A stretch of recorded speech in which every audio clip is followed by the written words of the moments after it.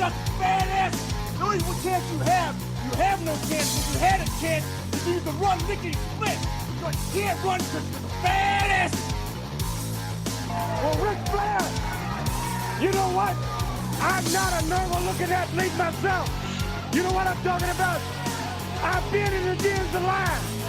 It's a privilege and an honor to walk out with Ole Anderson, Lex Luger, and the arm that him all night. I am not a happy camper. What is Bully Ray's motivation? You know I know he loves sugar. But I check my pocket. I don't have no donuts. I don't have no cheeseburger. I know you love sugar, but I ain't got none. To be the man, you gotta beat the man. And I'm saying, woo, right here in Nashville, Tennessee, pal. I'm the man. Booking a match for the total package Lex Luger and Super Brawl? Super Saturday? What is it? I don't know what it's called. What is it called? Super Brawl Saturday. Super Brawl Saturday? You don't lose faith in winners. And Ric Flair, day in and day out, every day of his life, just keeps winning and winning and winning. Ric Flair! New York City, Ric Flair! You're gonna find out what hard is all about! I do exactly what I want to do. You say I'm insane. I say thank you very much. Make a good lucha. I hate that! Hit the deck! Yes! We love you, Scott Steiner! Today, I've got the style and profile like never before. You guys talk about being students of the game. I am the game, JR.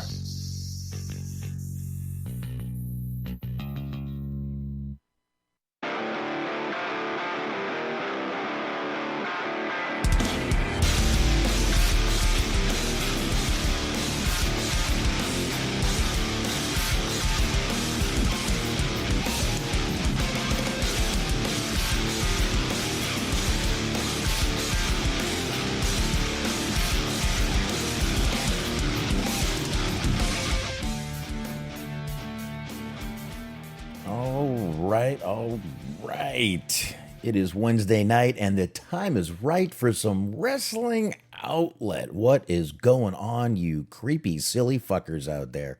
Holy hell, the world is going to hell in a handbasket, and we're right here for it, aren't we, folks? Anyway, like I said, Wednesday night wrestling outlet. I am Boxman, and across from me, riding shotgun as usual, is... It is I, once again, the one and only Smart Wahlberg. How are you today, sir? I'm doing pretty damn good, man. Not bad. Be a couple of audio broadcasting professional, of course. Yeah. Hair. I'm not too bad, actually. Got a few things going on. Got doing something I've always wanted to do. I'm finally taking the family on vacation next week, so I'll be here next week. No, I won't be here next week. Let me think. Hold on. Give me a second. Listen, if you're going to lie, you should at least make up the lie first. I honestly don't want to say where I'm going on this, just because there's a surprise happening. But give me a second. That's why I'm being vague. All right, so here's the deal. I'm leaving next Thursday night. I will not be here next Wednesday. I'll be driving home. But I will be back for Saturday and Saturday. Smark, actually, if you want to jump on with me next Saturday instead, I have an idea that I want to roll by you to see if you want to do for a Hollywood Hangout. Yeah, I'm sorry I didn't do Hollywood Hangout on Saturday. I didn't know I had a party to go to, and they wanted to drink beer and play poker. I left with $260 in my pocket. Anyway, it wasn't a bad night, so I did what I had to do. But anyway, I apologize for that. I should have done it. But yeah, so we the 13th, Mark. We're going to have to not be here. Like I said, I'll be out of town driving back. So there you go.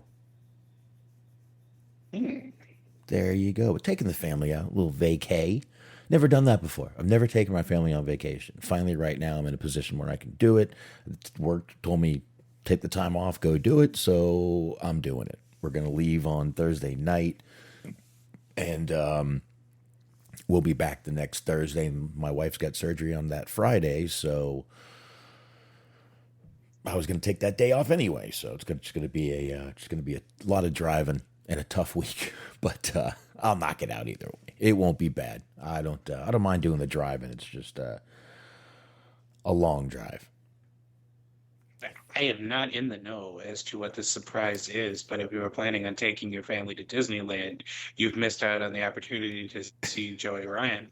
That was one that was something I was going to get into. All right. It was not on the docket as far as I can recall, so I just threw that one out there. It wasn't. It wasn't, but I caught it on Facebook that he actually was fired from the job. Now, because listen, the guy was accused. This guy also had a gimmick where he had everyone grab his dick. I mean, but I hate to say this. I'm no fan of Joey Ryan. I never have been, but he does deserve a second chance. I know everyone, he shouldn't be working with kids and teenagers. Was he accused of messing with an underage girl? I don't remember. Well, go ahead, Smart. Not that I recall, but No. honestly, everything came out in a flurry, so it was hard to keep track of who did what. I don't think he was. I also don't think he was accused of doing anything with children. I wouldn't even be talking about him, giving him any second on this show if he was, to be honest with you. I would completely he would be dead to me as far as I'm concerned. But if he had done anything with children, but he wasn't accused of any of that. You know what? The guy's out there trying to make a living. He's not trying to be famous. He's not doing that. It's not like he's in this big show business thing. Can we not have just left him alone to do a job, make money? And I mean, seriously, Disney's full of scum and bullshit anyway. And we're worried about one dude who was just accused of a few things, never convicted in court. Go ahead, Smark. I'm sorry. I just realized that we missed out on a golden opportunity. Uh-oh. Because there is literally a song by Weird Al called Skipper Dan, whose chorus goes, "I'm the tour guide on the Jungle Cruise ride.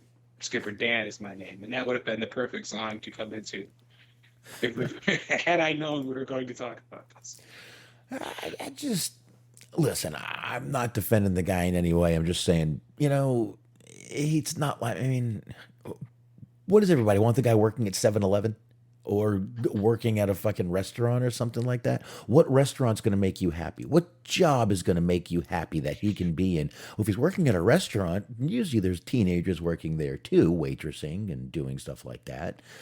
Kids come into the restaurant also. Pretty much anywhere he goes, he's going to be around teenagers and children. Kind of. I don't know if you know this, but there's a lot of teenagers and children in this world, pretty much everywhere you go. Listen, the restaurant industry is no place for sleazy perverts or drug addictions or alcoholics or what else am I going to do contact with? I thought it was the perfect place. I'm just saying. I don't know, man. Like I said, I'm not defending the guy. I've kind of said he was a scumbag for a long time, him and David Starr. I'm just going to say one thing. I was right on both of them. But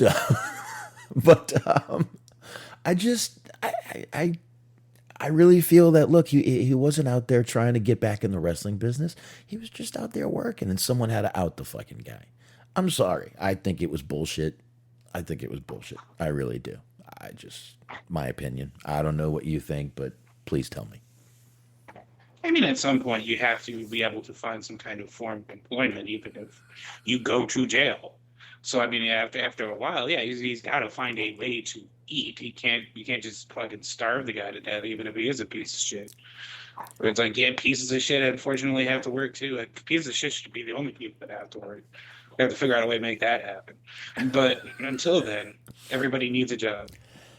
that would mean every piece of shit would be in jail, and everybody that was deemed not a piece of shit would not be. The problem is who deems who pieces of shit.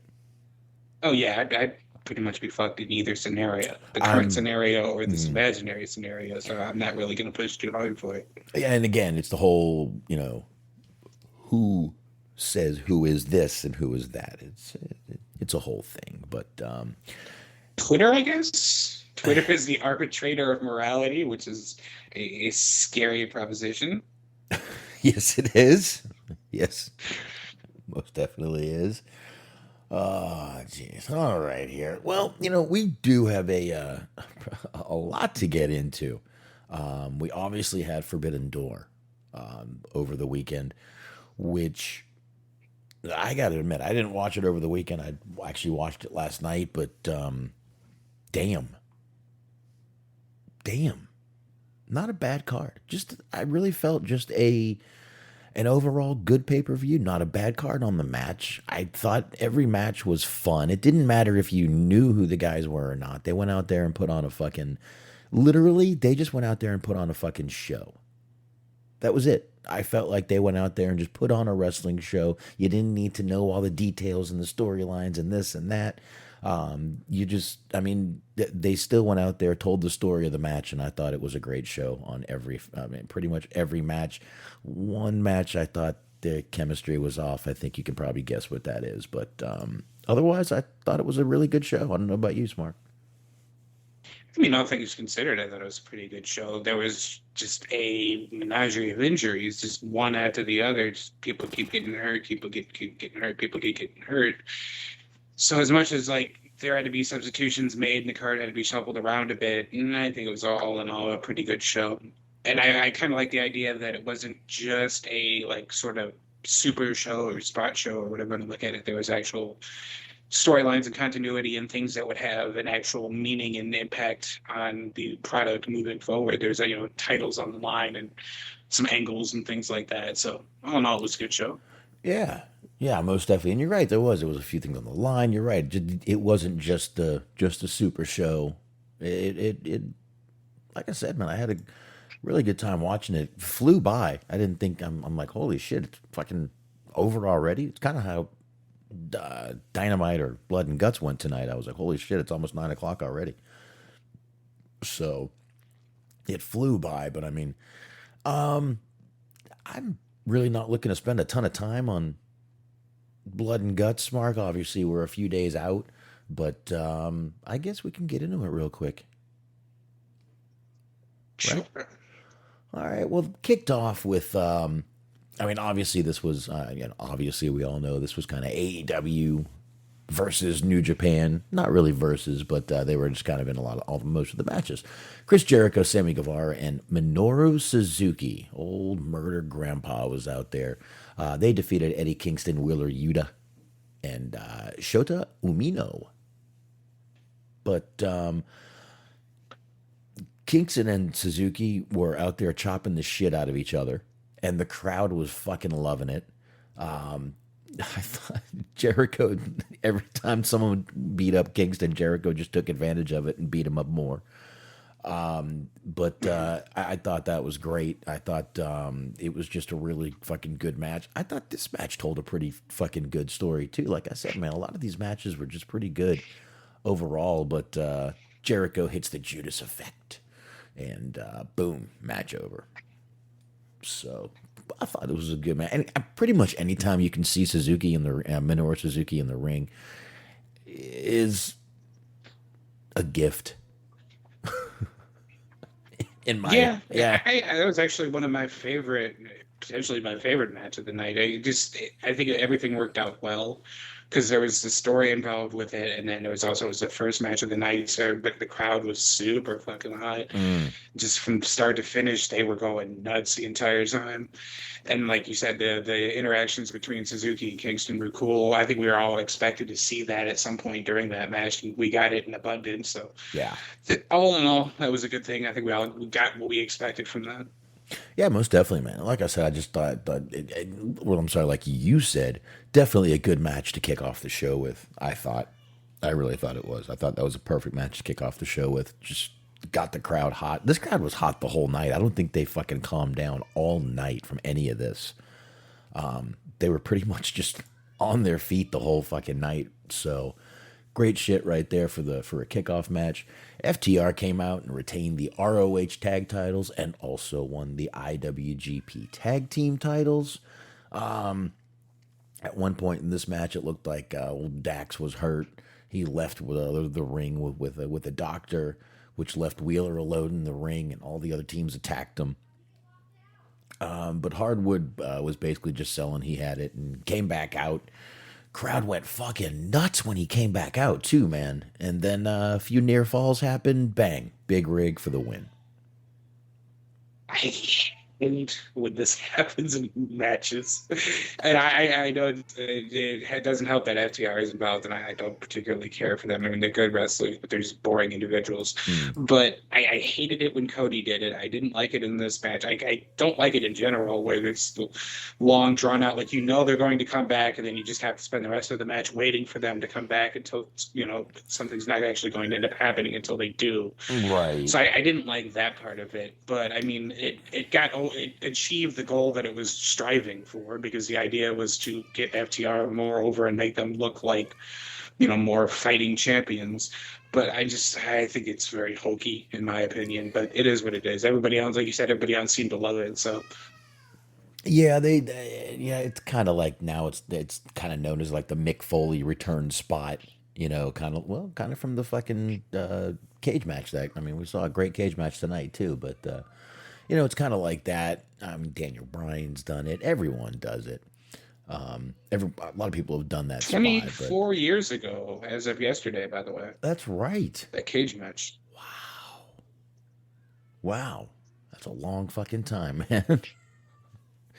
Boy, at least with that was a genuine. They didn't know if he was going to continue in that match. Yeah, he got seriously fucked up. Well, it wasn't just like, all right, we need to get him over as being a tough fighting champ. No, he was unconscious. He was unconscious, so that's one thing. I don't know why my daughter's out there yelling, but here we are. Ooh, yelling at mommy. Anyway, we had Juice Robinson after that, Smark, and Jay White. They cut a promo. They're basically just talking about the matches that are coming up tonight, their matches that are coming up. And then we had the All Atlantic title. We had Clark Connors versus Pac versus Malachi Black versus Miro. I gotta say, I was really going into this match, and before I really expected Miro to come out the winner in this one. I don't know what you were thinking, because we never really did predictions. I did too. You did too? Yeah, I don't know. There's just something about him overall that he's just like, there's certain people who need belts and certain people who don't. I don't think he necessarily needs a belt, but he's just somebody who just seems like they should be a champion at almost all times. Like, they just look good with a belt, and there's, his character specifically of just being, badass, just sort of world beater. It just seemed like it made the most sense to give him the belt. He just looks like he should be walking down to the ring with something over his shoulder or around his waist. I agree. I do, and I really thought he was going to be the one, but I also don't mind him giving this to Pac. I really don't. I think it's actually another good choice. I mean, if anybody else, kind of think Pac was the guy to give it to. I got to say, I don't know anything about Clark Connors, but motherfucker went out there and worked his fucking balls off in this match. I'll tell you that. He's a New Japan dojo guy, so he's a LA dojo, I think, where he's out of. Ishii got hurt, so he ended up having to take his spot. So everybody was pissed that they didn't get to see Ishii, so I felt bad for him, because he was like the unfortunate guy that ended up taking over the role. And there was just a bunch of, like, when that was announced, who and why, and like, even I wrote on their Twitter account, like, couldn't have found somebody less boring, but he had a good showing. I'll give him that. So. SBC was saying that he liked him. He said he looked good. He had a mini HBK look to him. I saw a lot of people fucking saying that. I really did. I don't know if I agree with it, but I definitely saw a lot of people saying it. So someone agrees with that. I mean, in terms of just actual like look and ring attire, or just like the way that he moved, like I'm not exactly sure I what the didn't really. comparison is. I never asked anyone to sort of exaggerate or kind of elaborate on it either. So I don't really know. But a lot of people said he just kind of had a HBK look to him. I don't know. And of course, Ishii was hurt. By the way, everybody for this show. The show was plagued, like you said earlier, with fucking injuries. You had Punk, who was hurt before this show was even like before, when this show was just in its infancy. Punk got hurt. Bryan got hurt. Like you said, Ishii, Takahashi got hurt, right? Mm-hmm. Had to pull out of that. Danielson. I mean, Andrade said he was also scheduled until the politics got involved. So there's, not hurt, but there's another one that was, looking forward to. Just, I don't know, man. I thought this show was going to be, with all the bad going on before it, you thought, my God, how could this show not just be plagued with fucking bullshit? And really, the show went off like pretty much without a hitch, man. They just they never gave you time to breathe between matches. I'll tell you that. So SBC saying very literally in the face, he looks like HBK. In the face. I gotta pull up a picture. In the face. Maybe a little bit. Like his eyes are too close together, or his eyes are too separate, I should say. Hold on, now I can see it a little bit. Now I gotta remind myself what this prick looked like. Hold on. Clark Kent. Oh no, wrong name. Okay, Connors.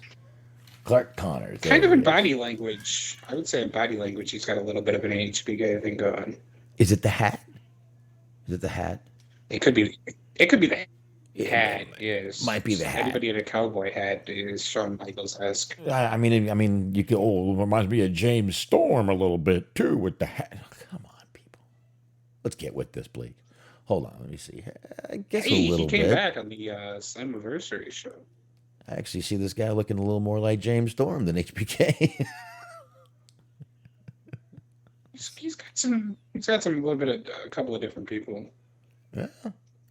Oh shit, he was trained by Shibata. One of which I don't want to say because I don't want to do it to the guy, but trained by Buddy Wayne, Shibata, who we saw, Storm, and damn. Out of Snoqualmie, Washington. Yeah. I don't know. I think you fucking put on a good show, though. I'll tell you that. I will say that. Yeah. But like I said, I think it was I had zero issues with Pac winning. I don't think you would either. But first singles gold in AEW Smark for Pac. Yeah, I don't have any problem with him winning. Like, he's somebody who could be world champion. I just think that he had some problems, like travel issues and stuff. So for a while there, it kind of became a question of would he be able to show up to certain shows? And that kind of put a hamper on some of his potential in terms of a ceiling of being able to be a champion. And I think that got resolved now, so can move forward. No, yeah, I get, and definitely. I mean, we would always be like, okay, he was there for 2 weeks, and then suddenly, well, where the fuck did Pac go? He's been gone for like 3 weeks, and then he would do these little promos from his little insane apartment promos. So we always knew he was around. We just never knew exactly where he was. So looks like he's might have got all that taken care of, and travel back and forth isn't as bad as it was. It's we'll see how long that lasts. All right, we go from there. Right to Darby Allin, Sting, and Takagi. They defeated the Young Bucks and El Phantasmo. Dude, the only thing I took from this match is Sting can fly. Sting can fly. He's a 63-year-old flying man. I don't know if he just said...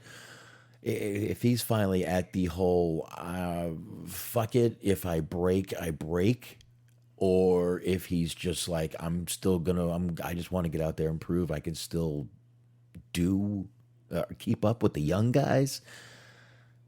I worry about Sting sometimes just as much as I worry about Darby, if that makes any sense. He's got a little bit of that like Terry Funk or PCO in him, where he's just like the older he gets, the more reckless he wants to be. And like I don't understand why, but I'm here for it. Because like when he came back after the injury, because he had that injury where he took the buckle bomb from Rollins and it was supposed to be like the end of his career. We didn't know if we'd see him again. I was thinking that he would be back, but he would be very safe. And like I wouldn't blame him for that. But nope, he is just jumping off everything. Just Sting just fucking diving all over the place. I'm loving it too, man. I just worry. I do. I worry for Sting. Sting is the icon. We like to keep icons, close to our vest here. Keep them safe, wrap them in bubble wrap and shit like that. I don't know. Maybe we should just make some sort of like a balloon suit for Sting, where he can do these jumps and we can not worry about him. But I don't know. I mean, I first of all, I was just shocked the Young Bucks ever lost a match, because they usually don't do that. But really, like I said, I just thought that was the only thing I took out of this match. I was watching the match. I didn't take many notes. The only thing I said was, "Fucking Sting can fly." That's my notes. Fucking Sting Indeed, he can can. fly. Yes. Yeah. Who knew? After that, we had the little announcement: AEW returning to New York for Grand Slam. That's going to be It's going to be Arthur Ashe Stadium on September 21st. But I believe they're also doing a Rampage for Grand Slam. Also, they announced tonight too. Then, of course, we had Umino back, and Jericho decided to show him that he's still a wizard with a fireball. Indeed. Interesting. Jericho and his fireballs. I wonder where he's getting that flash paper. Nope, did I just ruin it? Not from Hulk Hogan. No, the flash paper was fine. It was the lighter. He couldn't light the lighter. I think that was the only fireball that ever actually hit the person that was throwing it without help from anyone else. Jericho's had great luck with the fireballs, I must say. He's doing very well with the fireballs. Mm-hmm. So that's a good thing. Now, Smark, I did say there was one match that, in my personal opinion, I just think that they just don't have good chemistry. Something is off when it comes to these two in the ring together. Thunder Rosa and defeated Toni Storm to retain the AEW Women's title. But, I mean, I'm not saying it was a bad match. I'm just saying these two look like they're fucking... I mean, they always say this isn't ballet. These two look like they're doing ballet together when they're in the ring. Something's just not right. Rosa did use Dustin Rhodes' finisher for the win, just to give him a little nudge, a little nod. But I don't know. Well, am I being picky? I mean, I don't know. If that's how you feel, that's how you feel. But I didn't really have a problem with it, just outside of the fact that it was pretty predictable. And like we talk about, over and over again, if it could still be a good match, if you can if they can do something to suspend your disbelief and make you think that it might not be as predictable as you thought it was, but that wasn't what happened. It just, you kind of knew what was going to happen, and then what you thought was going to happen happened, and that was about it. Yeah, maybe that's why. I don't know. Maybe that's why I didn't really see it speeding up ever. It just seemed like it just never really picked up to me. Like it never got in that second gear. Definitely not in third gear. And it certainly wasn't in full gear. No, there you go. It just felt like it stayed in first to me. It just felt like it stayed in low. But maybe, I don't know. And plus, like, thematically, it was the only match that didn't have, obviously because New Japan doesn't have a women's division, but it didn't have a New Japan talent involved. True. So it's like there was all these big matches and the crowd was super hot and there were these crazy spots going on, and then just kind of hit, I don't know, you hit a plateau, I guess. Yeah, maybe. And I mean, the crowd really wasn't going crazy. The crowd might have already been fucking. They might have needed a break. Yeah. Well, if they got a break for that match, then this match definitely got them right back on their feet. Will Ospreay versus Orange Cassidy. Will Ospreay did defeat Orange Cassidy. Man, this was for the IWGP US Heavyweight title. Pretty much whenever I know Orange Cassidy is in a match, I know one thing: the match at minimum is going to be fun. Mm-hmm. But you always, I don't want to say you forget, but Cassidy's so good at doing the comedy the way he does it that you forget that that motherfucker can really go and hang with the best of them, which I felt he definitely did. Yeah, some of that I think has to do with the fact that he was injured for a couple months, and then even before that, he was in that multi-man match. Yeah. So he hasn't really had a singles showcase in a minute. The last singles feud that I can remember him having was his feud with Jack Evans, and they had like the hair versus hair match, and that was quite a while ago because Jack Evans has been out of that company for at least a month or so now. But yeah, like just when he gets the opportunity to have singles matches and like high profile matches, he can deliver. Because I was thinking back to that match that he had at Revolution with Pac, was like that was one of the better matches of that show, and that was also the same show they had that like tag team match that everybody loved. So it was like, he can perform when given the opportunity. It's just, he does some tag matches, he does the 6-man, whatever. He just doesn't have a lot of opportunities to showcase himself in that way. Very true. Yeah, you're right. And I mean, we're putting over Cassidy, but I mean, obviously Will Ospreay is pretty much known for having pretty damn good matches all the time. So, it's kind of obvious, but Cassidy, like I said, it's just strange. Like I said, he does the comedy so well, you forget how good he is and that he can go. And he can also go out there and do those comedy matches, go out there and have a fucking, orange mimosa match with Jericho or whatever the fuck that was. And still make it interesting, fun. Even if it's stupid, you still want to watch it.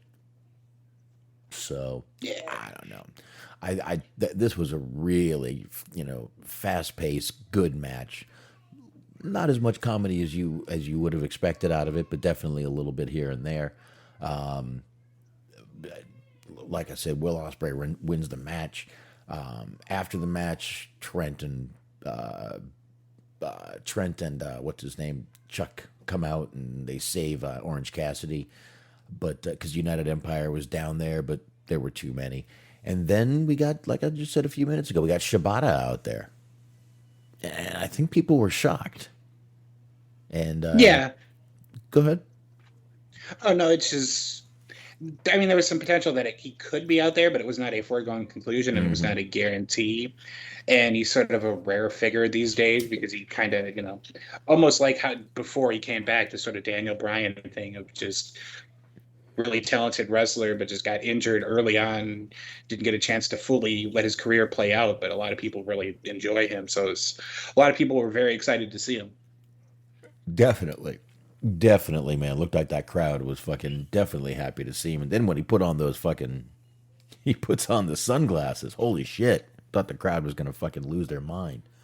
Which they almost completely blew because they were trying to jump to the next segment. Mm-hmm. And like Taz had to bring them back. Like, come on, guys. Back. Guys in the truck.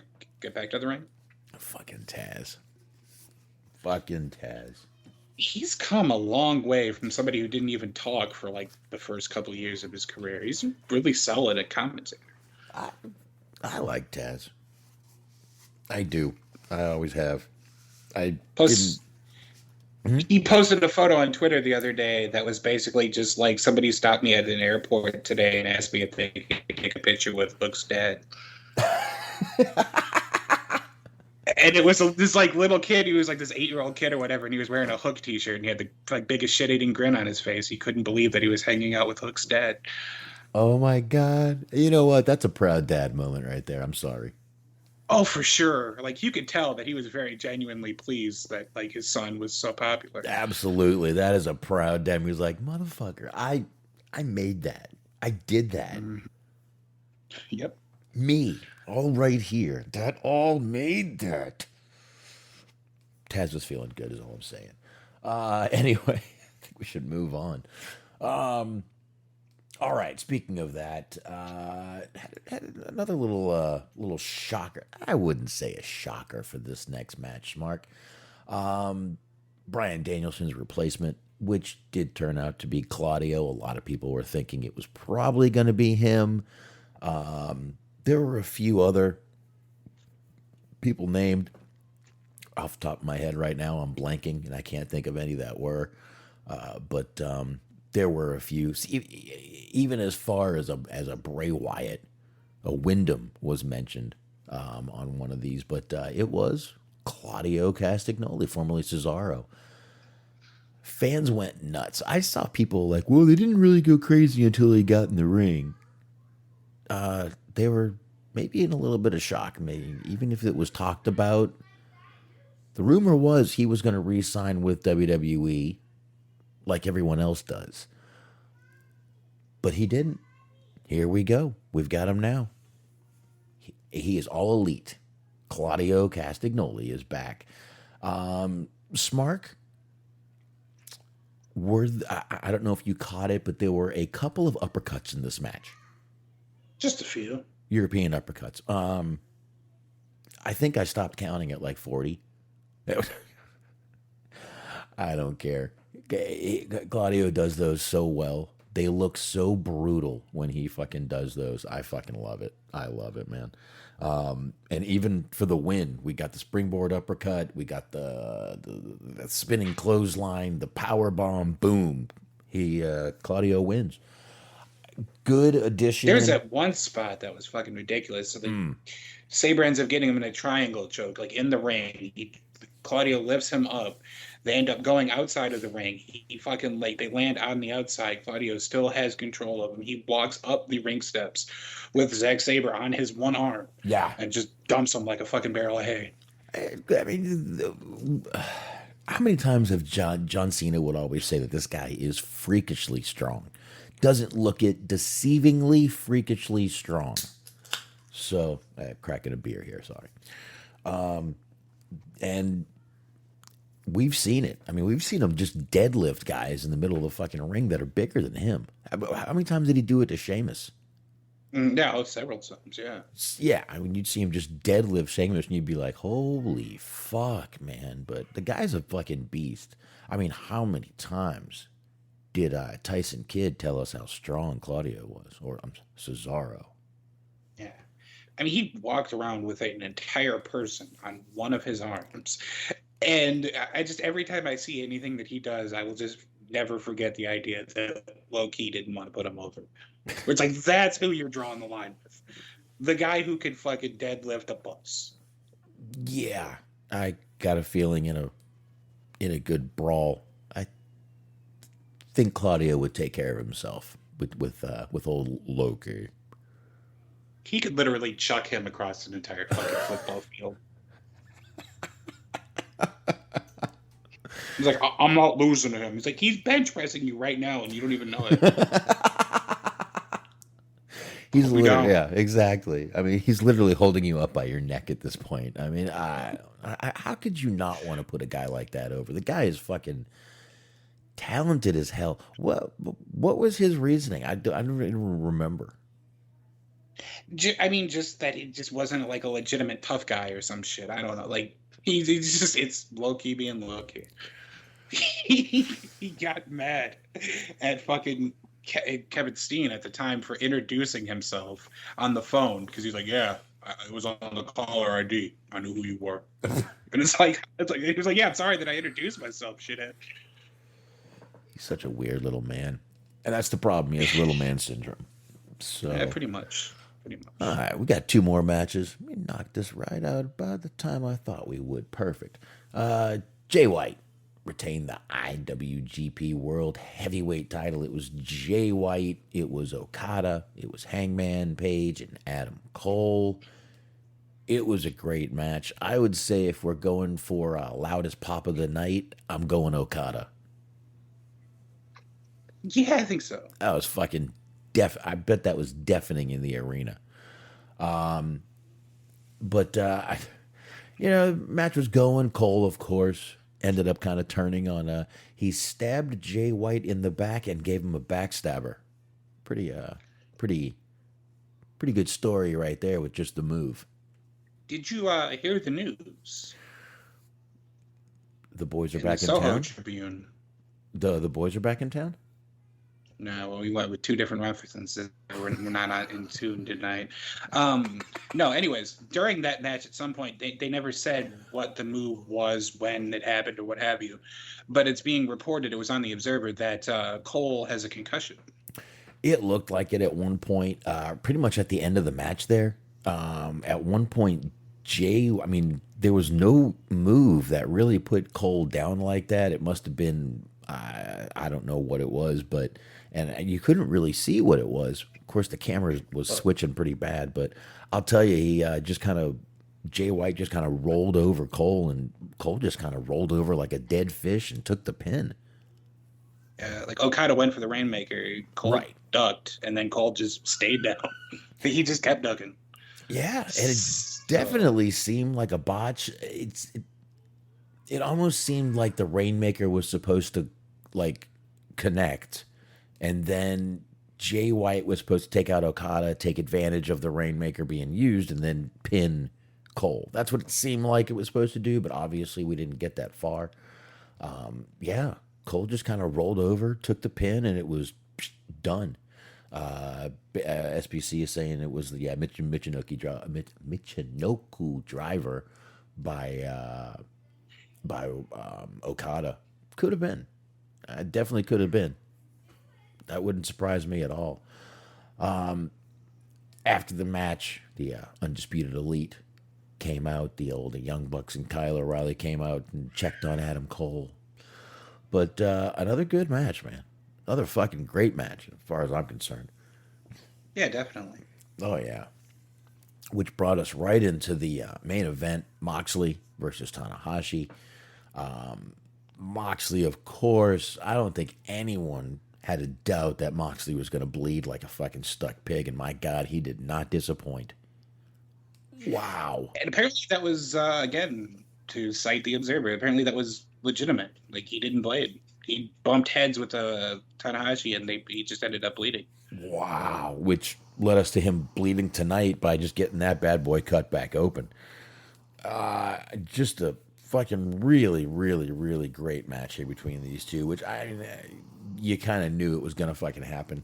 These two in the ring, Tanahashi always awesome, Moxley pretty much always awesome, but these two in a ring together were pretty goddamn good. And Moxley hits the old Death Rider, I think is the name of it, for the win. And now, whenever Punk gets back, remember Moxley's just the interim champion. That's right. So, after the match, though, we get Daniel Garcia and Jericho. They attack Moxley and Tanahashi. And Kingston comes out, helps Moxley and Tanahashi. And then suddenly it's all of the people that we saw tonight in the Blood and Guts match.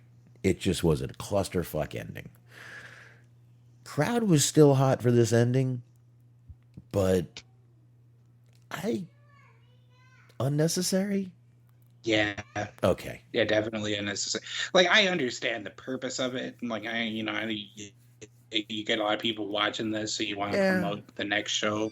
Like, logically, it makes sense, but it just kind of wasn't needed. It just seemed like a little bit of an unnecessary, like, kerfluffle. Just sort of just bullshit that happened that didn't need to happen.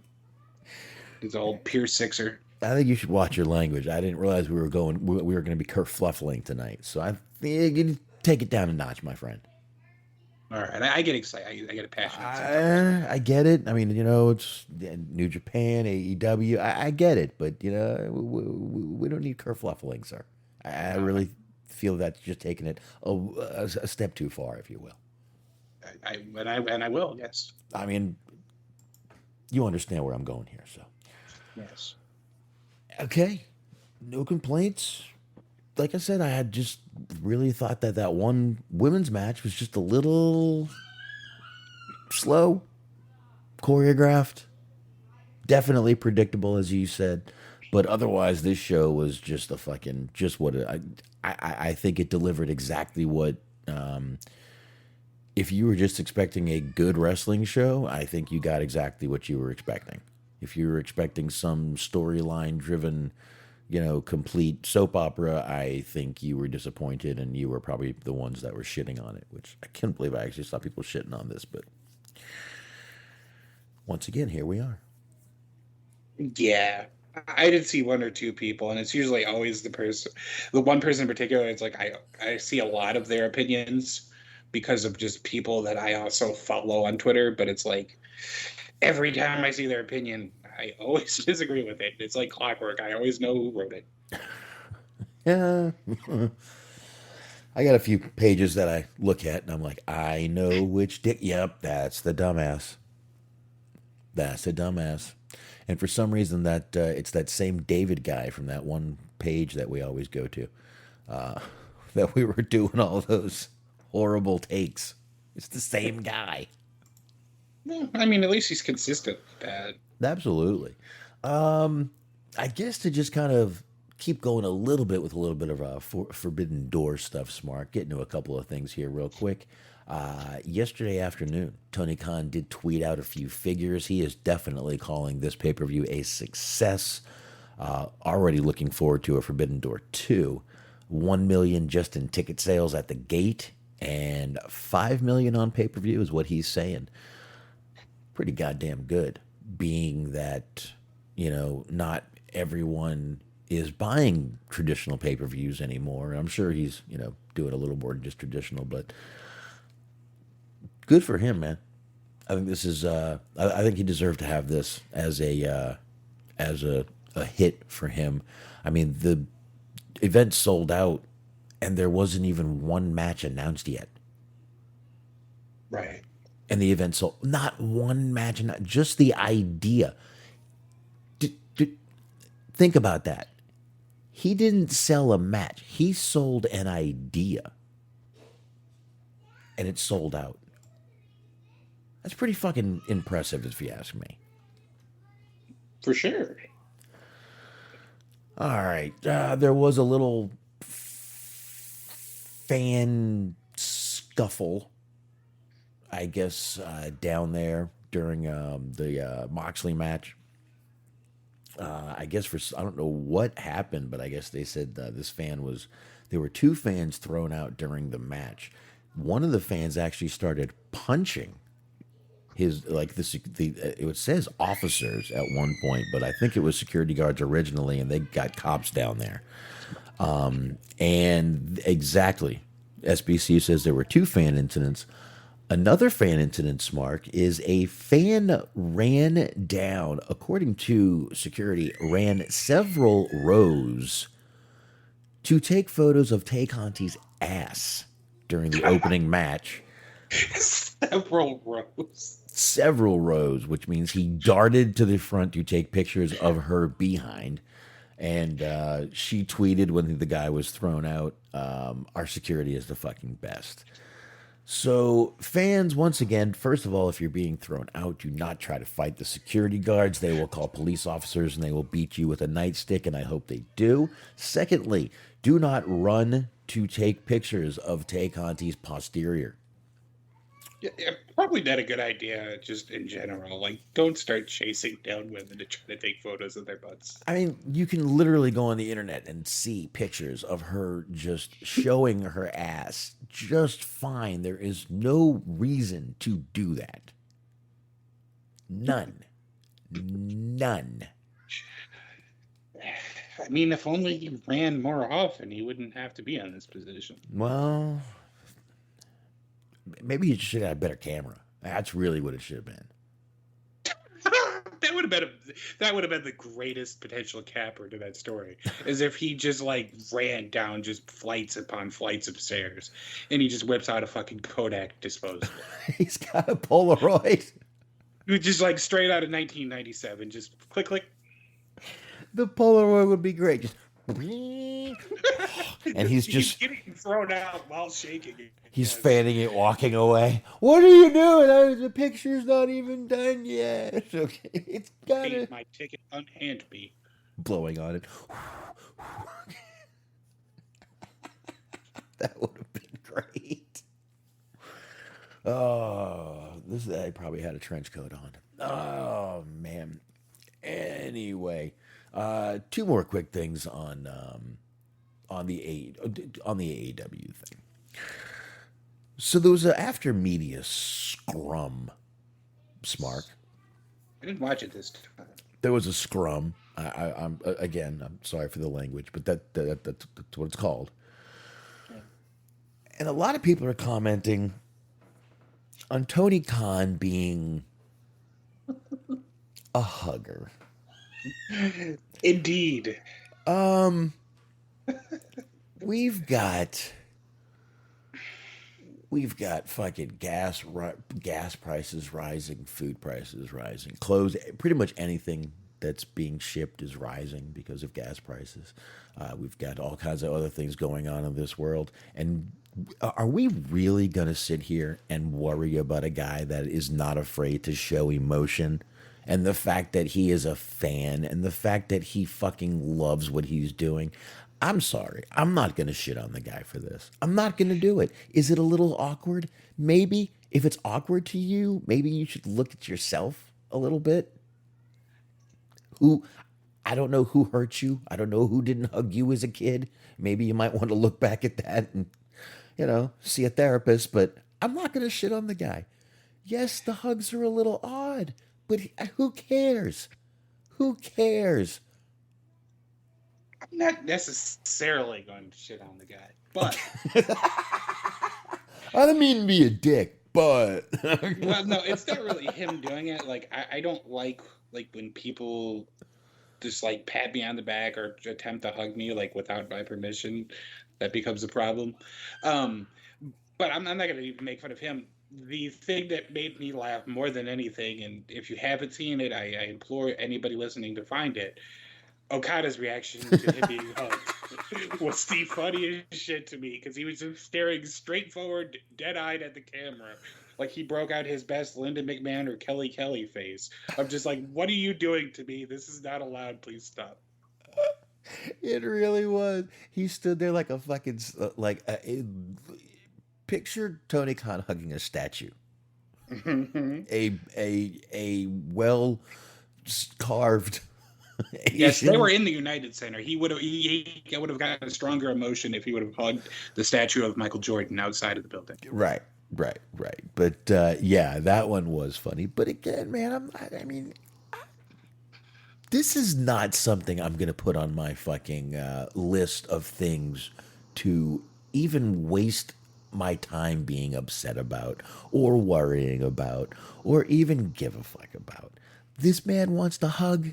Let him hug. If anyone has a problem with it that he's hugging, let them take care of it. It's not for you to take care of. I'm sorry. It's between it's between the hugger and the huggy. That's it. Indeed. The hugger and the huggy. That's about it. They're the only ones that matter in this situation. Well, you know who didn't like it? Of course. Vince Russo. Vince Russo didn't. I should have played the guess who this is and then given you the quote because it would have been really obvious. Bro, what are we doing here? I don't even hug my wife like that. Stop it. Stop it. Stop it. Is he crying? That was in relation to the photo of him and Claudio. Okay. So, we now know that Vince Russo is trapped in a loveless marriage, which shouldn't be a surprise to anyone. Well, Vince Russo, show me on the doll where Vince McMahon touched you. Really, come on. I wouldn't doubt if he doesn't hug his wife like that. Who would want to hug him at all? He probably calls his wife bro when he's hugging her. Come here, bro. Bring it in, bro. Fuck yeah. Ugh. There was two men hugging, bro. It was gross and it was exciting and couldn't look away. I was kicked out of the Starbucks. I was using the Wi-Fi, bro. I didn't know you couldn't look at those videos, or they knew you were looking at those kind of videos. Fucking perverts, bro. Maybe he was the guy that got thrown out for taking the photo of Takeoff.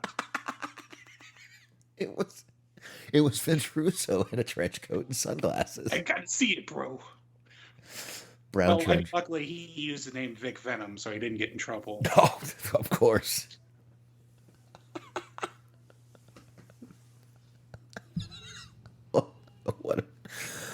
I could conceal my identity, bro.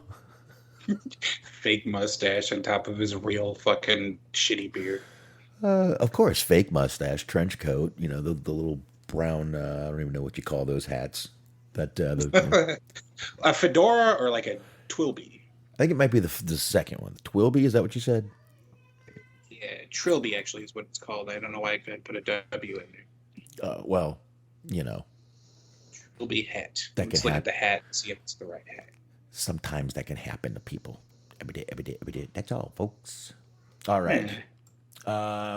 Anyway, like I said, it's just, this is not worth putting on my list to give a fuck about. I mean, if the guy was fucking groping men or something, we could talk. If he was slapping, people don't even bitch when a coach smacks the fucking guys on the ass as much as they're bitching about Tony Khan fucking hugging someone. No. Yeah, but any coach can slap their player on the ass as they go back on the fucking basketball court. No problem with that. It is sort of a weird line to draw that you just spent like the last 3.5 hours watching men in baby oil on their underwear touch each other, and then Tony Khan hugs a guy, and you're like, this is fucking gay. I'm out. At one point, Tony used to go in, do the hug, and then suddenly he opens his eyes. And boom, he hits the fucking suplex. Belly to belly suplex. Bam! I would have laughed, though, just like he tried to do that with Suzuki, and he just like instinctively put him in a guillotine. Like, well, my bad, bro. My bad. Suzuki he couldn't have lifted Suzuki. Well, no, because Suzuki did it to him. He just like, oh, that would have been great. Just like started trying to choke him out. Like, I got scared. You invaded my personal space. I don't think it would have been that clear, but yes, I could see what you're saying. Well, I would have said it in the eyes, not in the voice. He would have just choked him out and then in the eyes. All right. That would work. I believe you could probably definitely tell what was happening in Minoru Suzuki's eyes if he looked at you like that. So he has such a weird Instagram account because he's like one of the most legitimately terrifying men in wrestling, and like every photo that he posts on Instagram is just like the pair of socks that he's wearing that day and the cologne that he's using that day. He's a surprisingly well-dressed man if you look at his Instagram. Well, you know, they do say every girl's crazy about a sharp-dressed man. This is true. I believe 2 gentlemen say that. I mean, 3 technically. Can't forget about Frank back there playing the drums. I wouldn't dream of it. Old Frank Beard. Frank Beard. The only one that doesn't have a beard is actually named Frank Beard. Is that weird? It's a bit of a weird beard scenario. It is a weird beard scenario. Yes, that is. Well, that's more. See, that's like an Indiana Jones style hat, but I'll go with it. That'll work. That's very Indiana Jones right there.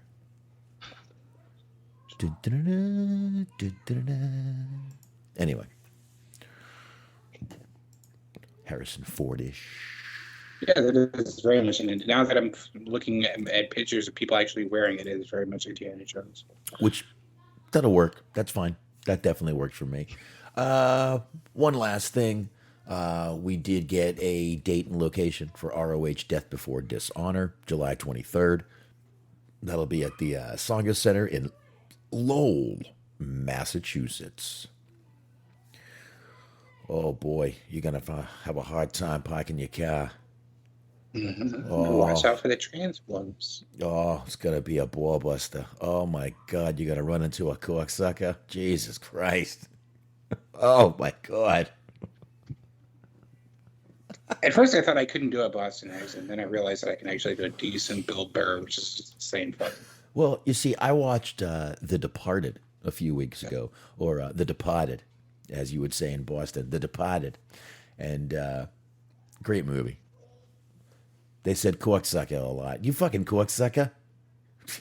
Which is an entirely different thing than a cocksucker. It's a corksucker. I'm like, I feel like I just went home for a while. This is like my cousins talking to each other very nicely. What's going on, you fucking cocksucker? Not much, you fucking piece of shit. All right, see you later, buddy. Okay. So now that I'm thinking about it, there's a lot of shows that are set in Chicago, and like very few of them actually have decent Chicago accents. That's kind of how it happens, man. But Chicago Fire is all right. There's like a guy in there, Herman, that does some good Chicago accent. yeah. Tell you the truth, it was always funny when we used to Christopher Kane stopping by. What's going on, sir? And we would be. I would always, I watch NYPD Blue, and Dennis Franz on that show, Andy, has the heaviest Chicago accent ever. And I always kind of wondered why they never just told a little bit of a backstory just to tell how he got to New York. Because the accent, I guess they just figured, people were too stupid back in the 90s to pick up between a Chicago accent and a New York accent, but it's pretty fucking obvious. Mm-hmm. So that's all the time I'm going to spend on that. And that's about it, Smark. We can get into I pretty much just all mine was pretty much AEW stuff. So you got a few AEW things. Go ahead and roll with those, and we'll just keep it going, brother. Well, actually, you know what I'll do is I had sent this to you last, but people don't have to know that. This is more of I just told them. This is more of a fallout from the Forbidden Door show. Right. We did talk about FTR won the IWGP and the Ring of Honor Championship. They already had the Ring of Honor Championships, but they won the match. And follow up to this, the Great Khan is back in Japan and finding comfort after a rough Sunday. Great Khan teamed with Jeff Cobb at AEW in New Japan's Forbidden Door to take on FTR and Roppongi Vice in a winner-take-all bout where the Ring of Honor World Tag Team Championships and the IWGP Tag Team Championships were on the line. FTR came away with the victory, capturing the IWGP Tag Team titles previously held by Great Khan and Jeff Cobb. A bit redundant, but we're going to keep on. Great Khan has returned to Japan after his title was stolen, air quotes, and found comfort with a Japanese porn star, but of course, when in Rome. The tweet says, quote, returned to Japan. The belt was unreasonably stolen by FTR. So I'm comforted by porn star. I'm a poor person. And the photo here, which I'm going to go ahead and post in the old Mixlit chat, mixlit.com/wrestling outlet, is Khan with 3 porn stars. Well, 3 women. I'm not going to assume they're all porn stars. That's a bit rude. Yeah, one of them. Then the poor girl, on the left is like, oh, she's very sad. She's like, oh, I'm not getting any love.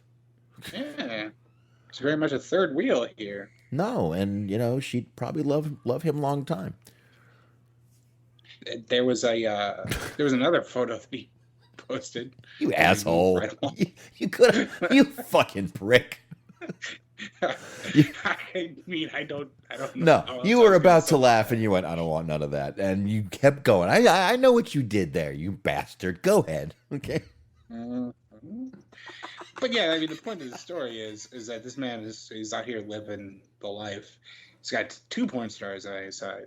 There was a photo like a couple of days before the Forbidden Door show where it appeared to be him like about to be receiving a blowjob in a jacuzzi, and he had a caption about that was rather interesting. There were some photos of him, like when they came to the U.S. for the first time, of him riding one of those giant mechanical penises, and him surrounded by strippers or prostitutes. You take your guess. So he is just making the most out of his journeys throughout the world. He's a world traveler. Oh, very nice. Christopher Kane said that's racist. No, that was a movie quote. That was not racist. So you're not a racist, you're a cinephile. Good spin. I like it. No, it's from a movie, of course. It is. It was from Full Metal Jacket. Absolutely. 100. See, I know this interesting movie. It was called Song of the South. No, it was Full Metal Jacket. it was part of a song, too. It was part of 2 Live Crew. 2 Live Crew. 2 Live Crew. Are we the only show that talks about 2 Live Crew? I swear we did this like 2 weeks ago. I imagine there's got to be other shows to talk about 2 Live Crew. We could be the only show that talks about 3 Live Crew if you want to like relive that stable from TNA. It had Ron Killings, who aged is never. Yeah. Who else was in that stable? I think Conan was in that fucking stable. What's his name? Road Dogg was in that stable. It was a time. Christopher Kane says Christopher Kane, I believe that movie right now is on Netflix. It's either Netflix or no, it's Netflix. You can catch that on Netflix right now if you want to watch Full Metal Jacket, and it is a really good movie. Vincent D'Onofrio is a ridiculous actor. Man, he's on the list of one of the actors I want to focus on for a Hollywood Hangout. So, and hey, while I'm talking, Chef, I really like that one. Which one? It's a movie called Chef, and Oh. he plays a chef. You would have guessed it, but yes, it's a really good movie. Basically, like the story is that he's like at this Michelin star type restaurant, and actually, I'm thinking of John Favreau. Never mind. Let's end the story now.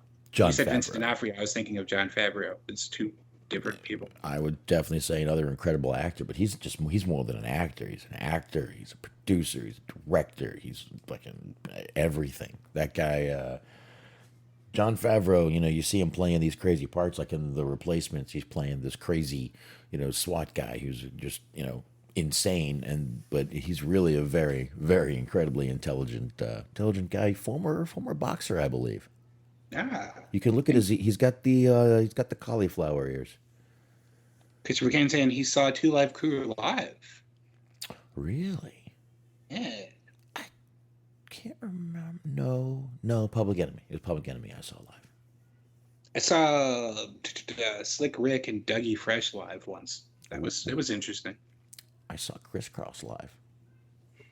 All right, you've got me beat then, I suppose. No, we got into a fight with him. Yeah, I remember that actually. Yeah. This is like there's a weird I have a weird inner circle of like friends who have legitimate like personal beefs with rappers. It's a very weird thing. I wouldn't call them rappers. Well, no, maybe not in this case, but we have another friend who has beef with rappers. I would just call them little pop stars. They were pop stars. Crisscross were pop stars. They weren't rappers. Yeah, essentially. They were basically just pop stars. But anywho, yeah. But yeah, Great O'Con. You're right, man. Living his best life. I fucking love it. I wish that he was in a different company because I don't see this working in New Japan. But like if this was his persona and he was in AEW, like he would be getting over so fucking huge. Of just like various photos of him just like hanging out with porn stars and strippers and like getting drunk in nightclubs. Yeah, you're right. It's not really the New Japan style, but if this is the character, I mean, it's kind of $1 Million Man-ish. A little bit. Ish, which could work. I mean, you got to remember back in those days, it was, those were even more PG days than now. And he could still make this work and still be, he said he was hanging with the porn star. He didn't say he was doing anything with her. Yeah. He's just getting a kiss. Of course, that one girl's hand is in an interesting spot. Mm-hmm. It's all cropped out. Nothing to worry about. Yeah, there you go. There you go. So, there you go. But I just feel bad for that one girl. She looks very sad back there. She really does. I feel for her too. But I'm going to have to get in touch with her. He's got his arm around her at least, so she's getting a little bit of love. That's a good thing. That's a good thing. So, all right. I think we've driven that story into the fucking ground as far as we can. Mm-hmm. I think it's dead in the hole. I think we've covered it up, and I think we should make a new hole now. Go ahead. All right. Speaking of holes, Dig that Paige hole. announced that she's retiring. That's not a story that we'll cover. Oh, wah, wah, wah. I guess I got another AEW story that we could talk about. This is oh boy, you can never make a smooth segue out of this one.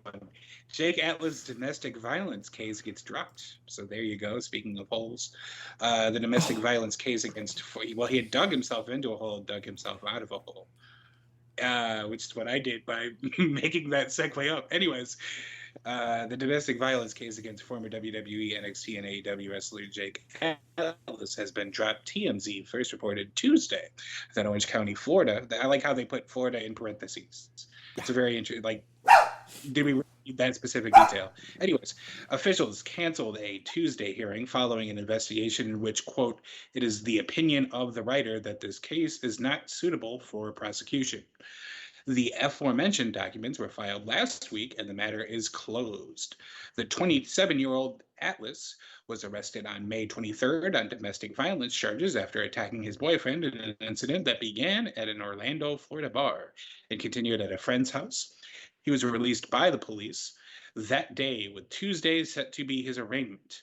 Atlas is recovering from surgery to repair a torn ACL. He got that in an injury he suffered during a match with Adam Cole in January. It was reported earlier this month that he is not expected back in AEW, where he had just signed before getting hurt. He was not under a contract with them, but instead was working on a per appearance schedule. Yeah, this is something we talked about a few weeks ago. We kind of thought that, I believe both of us said this probably is going to go nowhere. It just seemed like more of a argument that went bad. So I'm kind of glad this got dropped. Both of us were on the fence. I mean, it was unfortunately, it was two guys go, it wasn't, I really felt the domestic violence thing was sort of a bad stigma to put on him. So I'm glad it was dropped. I'm glad it won't be brought up anymore. And I'm glad it won't be on his record. That actually is a good thing. Cause like I said, that's just as soon as you hear those two words put together, you just think of, you think of a man beating a woman. It's what you think of when you think of domestic violence. I mean, it could be the other way around, obviously, but that's kind of where your brain goes. Thanks, Law and Order SVU. Yeah, I'm inclined to believe the same thing. That's usually the image that gets conjured up when you hear domestic violence. But Right.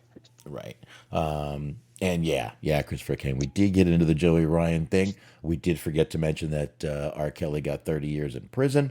R. Kelly gets 30 years, and that Giselle, whatever, gets 20 years for trafficking underage. Anyway, for what those girls said she did to her, no sentence lighter than death would have been good for me. But anyway, as far as I'm concerned, R. Kelly too. You do stuff to underage men, women, girls. Fuck you, die. Anyway, yeah, where were we? I mean, you can't be out here peeing on people. No, you can't. Well, he was doing. I mean, dude, he didn't get a peeing charge. He got fucking child trafficking charges. God damn it! Peeing charge. Forget the peeing charge. That's a fucking misdemeanor. But anyway, like I said, I'm glad this. It just makes me think of the Boondocks episode. If I see R. Kelly peeing, I'm moving. It's not my fault that bitch couldn't move. Really happy for Jake Atlas that this is dismissed. Not going to be on his record. He'll be all good.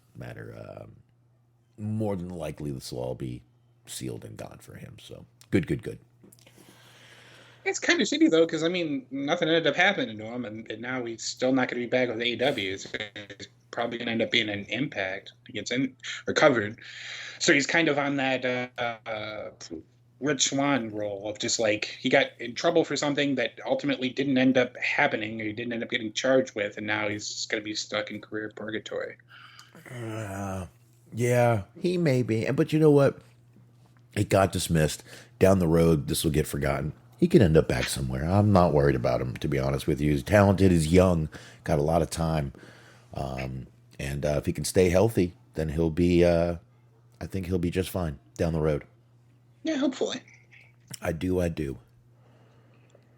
Christopher Kane says Jade Cargill still looks like she's give boring BJs. I would like to see. I wouldn't mind finding out. Impartial judge. I would like to know what it is one can do, since he has brought this up a couple of times and put him on the hot seat. What can one do about their physical appearance that would make them look like they give interesting or exciting roles? or preferable DJs? I mean, I guess it's a tongue ring situation, but Layla Gray, she does. Layla Gray got it. Layla Gray, she looks like she'd give an interesting one. She does. Can confirm. I think that she has a great ass. I got a feeling. He's looking for some DSLs. I think he's saying that she just has thin lips. Jade Cargill. Maybe that's what he's saying. Maybe. No, I don't know. I can see that. Let's see. Maybe. I don't know. Maybe we should. All we got back was interesting, so we're gonna have to change topics and maybe circle back. Oh God, I don't want to circle back. I mean, I do. I would like to know more about this situation. For more information, I would like to visit my public library. Next segment brought to you by DraftKings. I've been telling you that we haven't had Tit Talk in a very long time. That was sort of before the name change. You're right. Oh, okay. He says, so we need an inaugural Tit Talk. We need to christen the boat.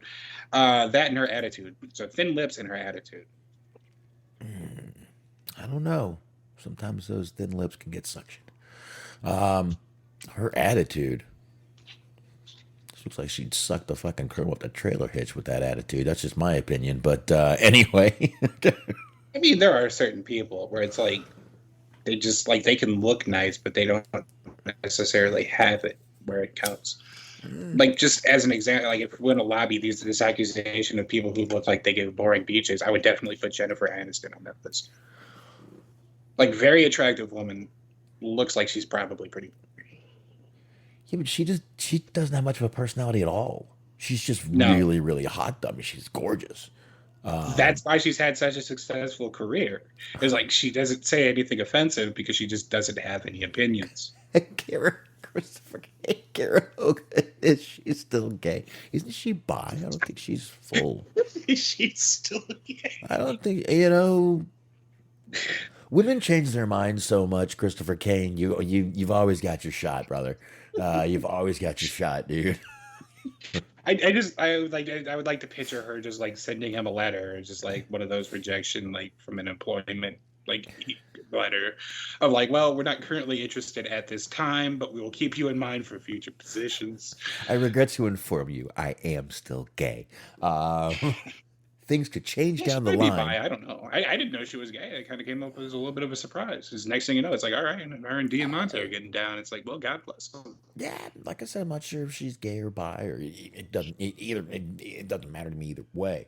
And yeah, I think you're right. I think it was her and Diamante, which that would be fun to be a fly on the wall. I was gonna say it matters either way to me. I would like to see photos. So either way, I would like to see photos. I mean, video's better, but hey, beggars can't be choosers. Oh, they were supposed to open up an OnlyFans together, and then I guess it just got switched. Like they decided not to. She has one. Well, luckily, Natty and her sister still have their OnlyFans, and I'm sorry, one day a cop's going to show up at their door and just go, "You guys know your sisters, right?" Okay. They apparently they went live. I have photographic evidence of this, but they went live yesterday. And apparently, Jenny was wearing an outfit that left very little to the imagination, and things kept popping out, and Natty had to fix it. Which is really kind of creepy and gross if you think about it. It's like she just reached over and just put her titty bag in place. And it's like, yeah, that's not cool. But okay. Yeah, I will in the Mixler chat. Mixler.com/wrestling outlet for those who'd like to see. You're a mensch, Mark. You're a mensch. You're a good man. You're a good man. I'm trying to say. You really are. You really are. If I haven't told you, you're a good man. All right, let's continue. All right, I'm gonna be looking for that for a minute. So if you're waiting on me to read another news story, I went through every one of mine because they were all AEW. I was trying to stick with the topic, and I didn't want to spend time on a lot of them, which is kind of why I just kind of didn't. Well, I have more about inappropriate sexual conduct if you want. Why don't we keep going? Go down that road. Let's just keep going. All right. So it not necessarily a surprise to anyone at this point, but Vince McMahon done got himself in some trouble. No. I say some because he's not really being held accountable for anything. But anyways, in a long form New York Magazine article, words are hard sometimes, written by the author of the upcoming Vince McMahon unauthorized biography, a former WWE wrestler, corroborated the female referee Rita. Fucking A, words are hard sometimes. Oh, you just went New York. You added an R to that name. Yep. Rita Chatterton's sexual assault allegations against McMahon. Chatterton, WWE's first female referee, also spoke to writer Abraham Reisman, but did not want to go into details about what allegedly happened in a limo that July 1986 night. This was her first interview since 1992. In that 1992 appearance on Geraldo Rivera's daytime talk show, she accused McMahon of raping her in a limo in 1986, but because of the statute of limitations had run out, no charges could be brought against him.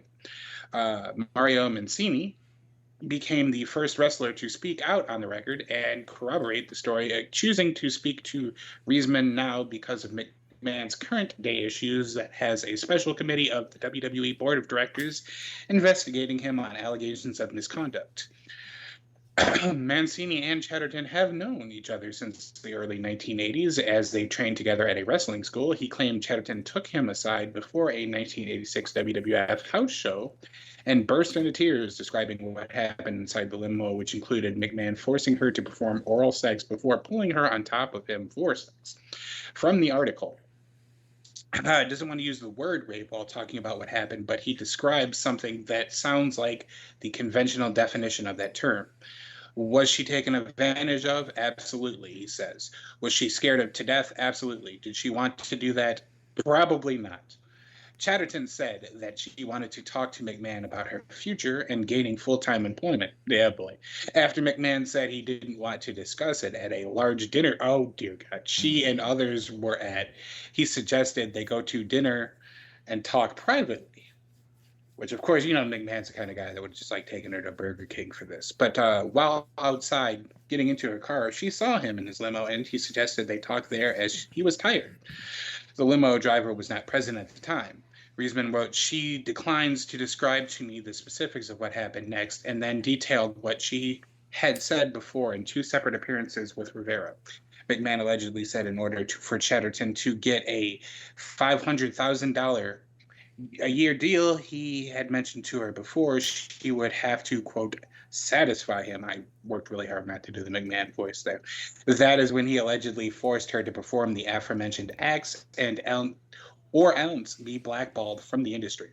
She didn't tell her story initially due to a fear that her elderly parents would suffer health issues due to the stress. After they passed is when Chatterton decided to go public. The then WWF declined to comment on allegations at the time as they were dealing with several other of their well-documented scandals. However, he and wife Linda sued Chatterton, Rivera, and several production people and former wrestler David Schultz, claiming they were part of a conspiracy against the McMahons. The suit was eventually dropped. Chatterton is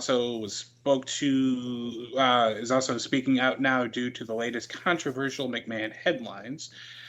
This basically what ended up happening is that there's more allegations out about Vince now and more unsavory shit.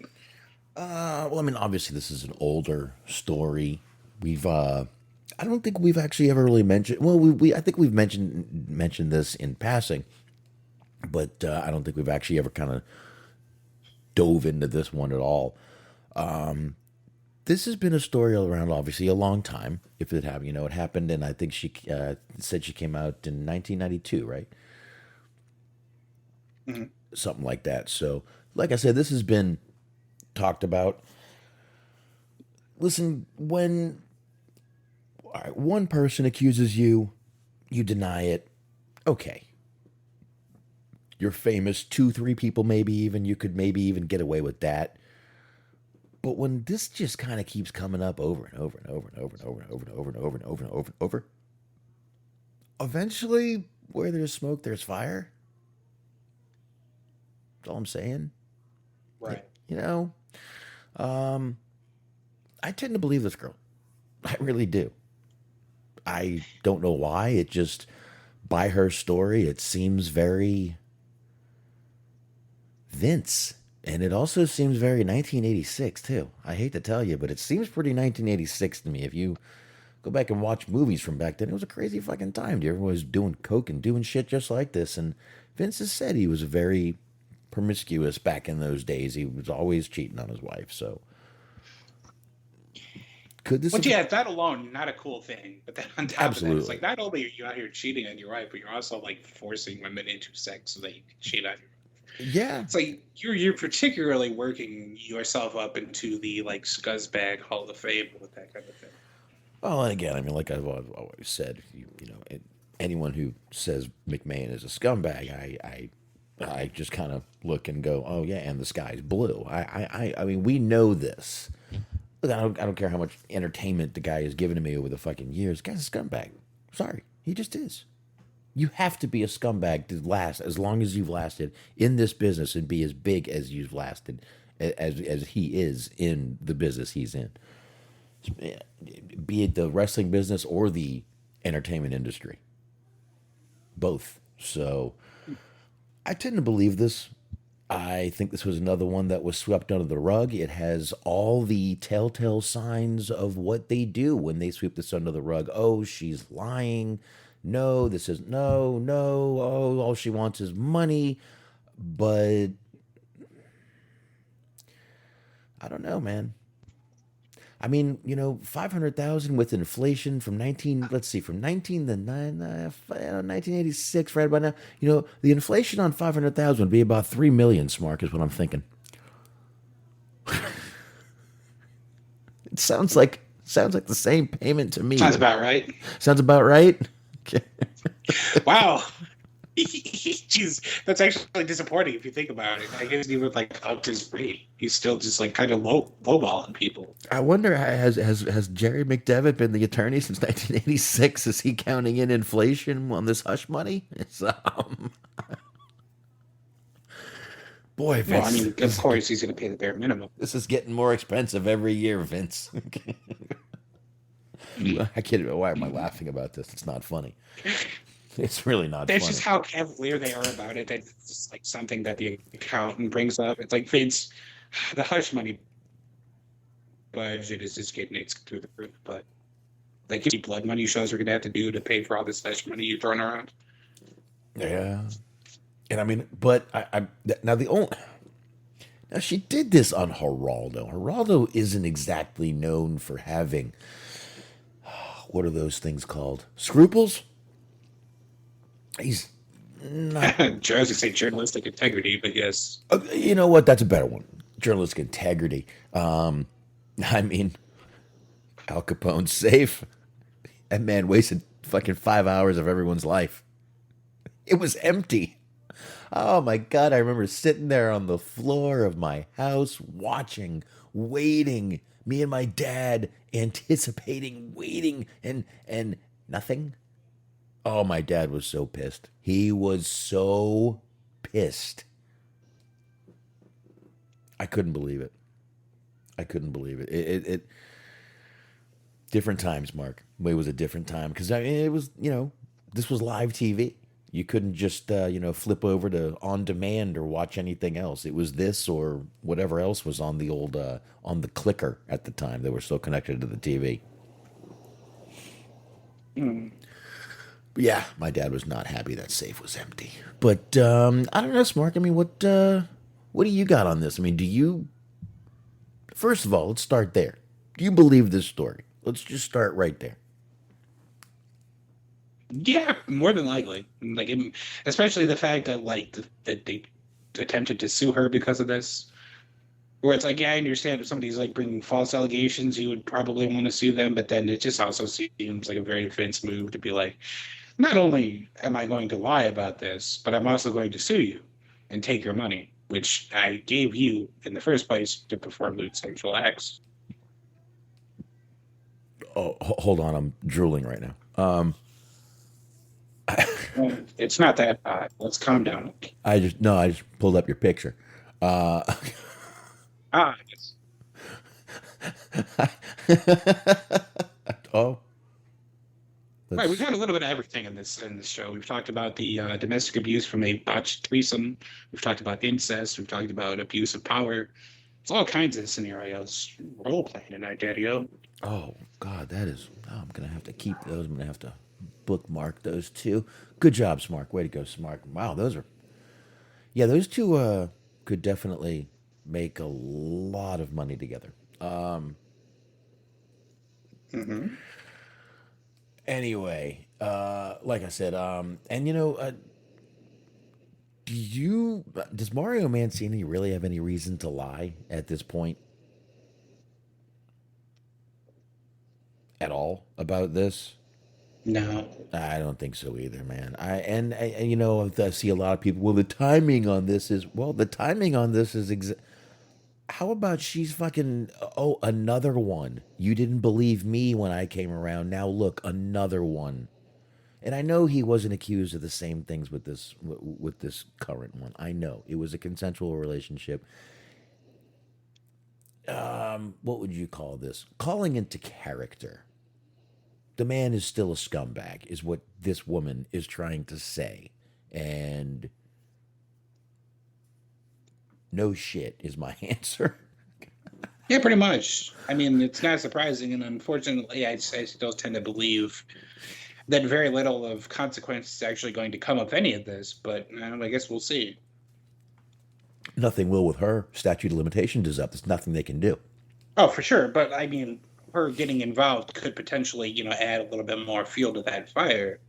Like I said, it could just call his character into question a little more, which, again, this is not an old story. This has been through the ringer. You got to remember, when your company goes public, they dig into your life, dude. Every single one of you, to make sure there's nothing that's going to come back. They saw this. This has been public information for a very long time. So, board of directors knew about this. They knew it could come back up again, and they knew they could probably squash it again, this is probably the only time we're going to hear about this, is because it's going to go away. You and I both know it. It's going to go right back away now. So, enjoy us talking about it, because we probably won't again. Anywho. There you go. So speaking of things that won't go away, John Cena. He's the 20th anniversary of his debut it was celebrated on this Monday. It was on Raw because they need ratings. Celebrated is an understatement for what it was, but please proceed. Well, when you don't build new stars, you got to focus on the old ones. From the Observer, AEW stars Bryan Danielson, Chris Jericho, and Paul White appeared via video on Raw tonight, congratulating John Cena on his 20th anniversary of his debut. Danielson, White, who appeared under their WWE names, Daniel Bryan and The Big Show, were first to congratulate John Cena. Later, Jericho appeared in another segment, also congratulating Cena, which I didn't see, but I hope that the lower third just said, like, Fozzy frontman Chris Jericho. Others that appeared throughout the night to congratulate Cena included Trish Stratus. How about that? John Bradshaw Layfield, speaking of inappropriate sexual conduct, Kurt Angle, Stone Cold Steve Austin, and Randy Orton. JBL did not bring his broomstick to the ceremony. Cena appeared at the start of tonight's Raw, with the roster appearing backstage to congratulate everyone. He also appeared in the backstage segments with the Street Profits and later Austin Theory, who ran down Cena. He attempted to take a selfie with Cena, but he walked away before Theory could take the photo. He later appeared in ring segments thanking the fans. Cena made his televised main roster debut on the June 27, 2002 episode of SmackDown, where he faced Kurt Angle in his debut match. I remember where I was. I remember seeing him come down to the ring. I was in my house off of Southwest 10th Street right behind Krabby Jack's. I was sitting there, and I saw him come down, and I said, I'll be damned. There's your new, right there, that is your new fucking star. And boy, I was right. You just knew. The way he came down, the way he did that whole thing with Kurt Angle, the way he just, did the whole ruthless aggression thing. And he didn't win that match, but you just knew. You just knew that he was going to be the new guy. And goddamn, from that day on, he pretty much was. Yep. So, but yeah, this was a little more than just a tribute. This was like a fucking, I mean, the mouth was open. I mean, there was swallowing, they were gurgling, they were fucking. This was like, please come back, please come back. That's what it felt like. It felt like they were begging him to come back. Please come back. Please. Like the Vince McMahon equivalent of Dixie Carter groveling at Hulk Hogan's feet. Oh no, that was just plain gross. That was I don't even know the word for it. Just disgusting is what that was. That was awful. But I don't know, man. This just felt like please come back. But I mean, listen, 20 years. A lot of people. That's pretty good. Cena's definitely was a big part of that company. I mean, think about it. For half of those 20, for a decade, we dealt with the same fucking John Cena. Mm-hmm. Every week, every pay-per-view, sometimes twice a week. I close my eyes at night and I still just have to see him wrestle Randy Orton. I mean, yeah. I mean, you just kind of you'll be sitting there in your car and suddenly you'll just go dun, dun, dun, dun, dun, and what the fuck am I doing? Why?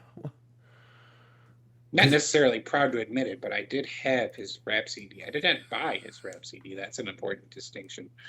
But I did illegally download it and feel as though it was important enough to put onto a blank CD. Ooh, so money was essentially wasted in some regard. Napstered that bitch.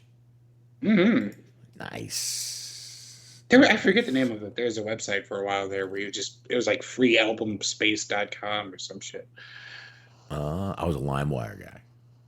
Oh, I was too, but this was a little bit like later on down the line because it was like 2006, 2007 or so. And after that, like it got to the point where LimeWire had just given like so many people computer viruses that they just peer-to-peer programs stopped being a thing, really. Yeah. Then now you got BitTorrent. Mm-hmm. So that's always a good thing right there. So. All right, Smark, we had one more here that you're gonna get if you still want to. Otherwise, we can just get into AEW, whatever you want to do. Not really a time sensitive thing, so I think we could save it for maybe next week. All right, I'll keep it in there. That's fine. It's a tease for something that you don't know about.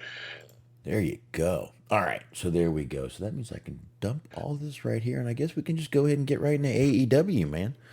It's wow, with everything we had to get into, I think we're going to actually wrap up at a pretty decent hour here. AEW, I got to tell you, I thought it was a pretty fucking good show again tonight, man. I thought this show went fast as hell. Yes, we had that whole 1 hour just dedicated to the main event, but it was worth it as far as I'm concerned. But this show, once again, AEW, Smart, we always say that they definitely always know how to kick the show off and get the crowd hot right away. Because, I mean, if you've ever been to a wrestling show, they hype you up right before you go on TV. So they don't want to just hype you up right before you go on TV and then bring you down with some bullshit. I mean, this is what WWE does. They get you all hype and then they give you a fucking 20-minute promo. And you're like, well, could have just, I was just pretty happy. What happened there?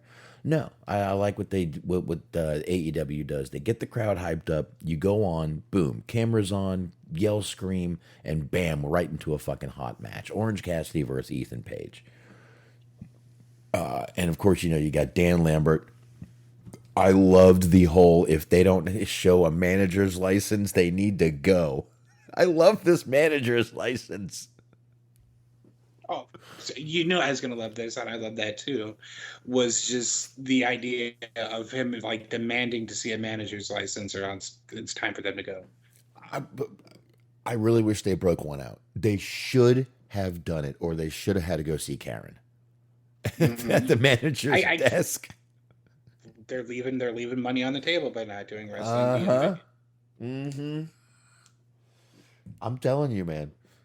They need a fucking desk. We need to get more licenses in wrestling, and they need to apply. We need to see this. I'm telling you, man. Smark, I think we can make this work, my man. I'm saying. I mean, there's all potential kinds of roles for, like you said, Karen, for the administrators at the wrestling DMV. There's all kinds of people you could have play these roles. Absolutely. And you should have to have a wrestling license to drive a car. Mm-hmm. A wrestling car license, because you're not really driving. And to drive any vehicle. Like, just think about it. If Stone Cold had to show a license to drive the beer truck, you would have. Mm-hmm. It wouldn't have been great to see him go see a lady and need to get my beer truck license. But he would have had to have gotten a lot of licenses, because there was a beer truck. I think there's like a Zamboni. Yep. There's a couple of different pickup trucks. Yep. There was like that 4-wheeler that he had. Yep. Well, yeah, I'm a little like that. If it's got wheels, I can drive it. I'm kind of the same way. If it's got wheels, I can fucking drive it. Motorcycles included. So I get where he's going, but the crowd, once again, I love when this crowd chants "shut the fuck up," and I love that they don't even try to bleep it. They don't even try. It's like, nah, what are we gonna do? Just leave it. Just let them fucking do what they're doing. So they're chanting "shut the fuck up." Really a good match. Like I said, every time Orange Cassidy's in a match, you're gonna get two things. You're gonna get good wrestling and some fun, a good comedy. I liked him trying to get out of the basically the razor's edge by putting his hands in his pockets. I thought, just fun stuff like that. I really feel, and I've said this before, I feel that Orange Cassidy is comedy done right. Comedy in wrestling can be very goofy, very corny, very, very, very hokey. And his can be the same way, but delivery. Comedy is all about delivery, right, Smart? Right. I think he's got a very good delivery on what he does. His look helps it, his attitude, everything. It's just the package is all, it all clicks. It all clicks with Orange Cassidy. Yep. And it was the debut of his new theme, which was his old theme, which is the one they used on the Indies. It was Jefferson Starship with Jane. Jane, yes. Yes, it was. Now, I gotta tell you, Jefferson Starship is, if you've ever looked at dug into that band a little bit, they are very tough to deal with as far as licensing and all that stuff. I'm a little surprised they even dealt with this. And that band's had so many. I mean, there's stories of the guitarist beating the drummer so bad he had to go to the hospital and shit. There's been some pretty crazy stories about that band.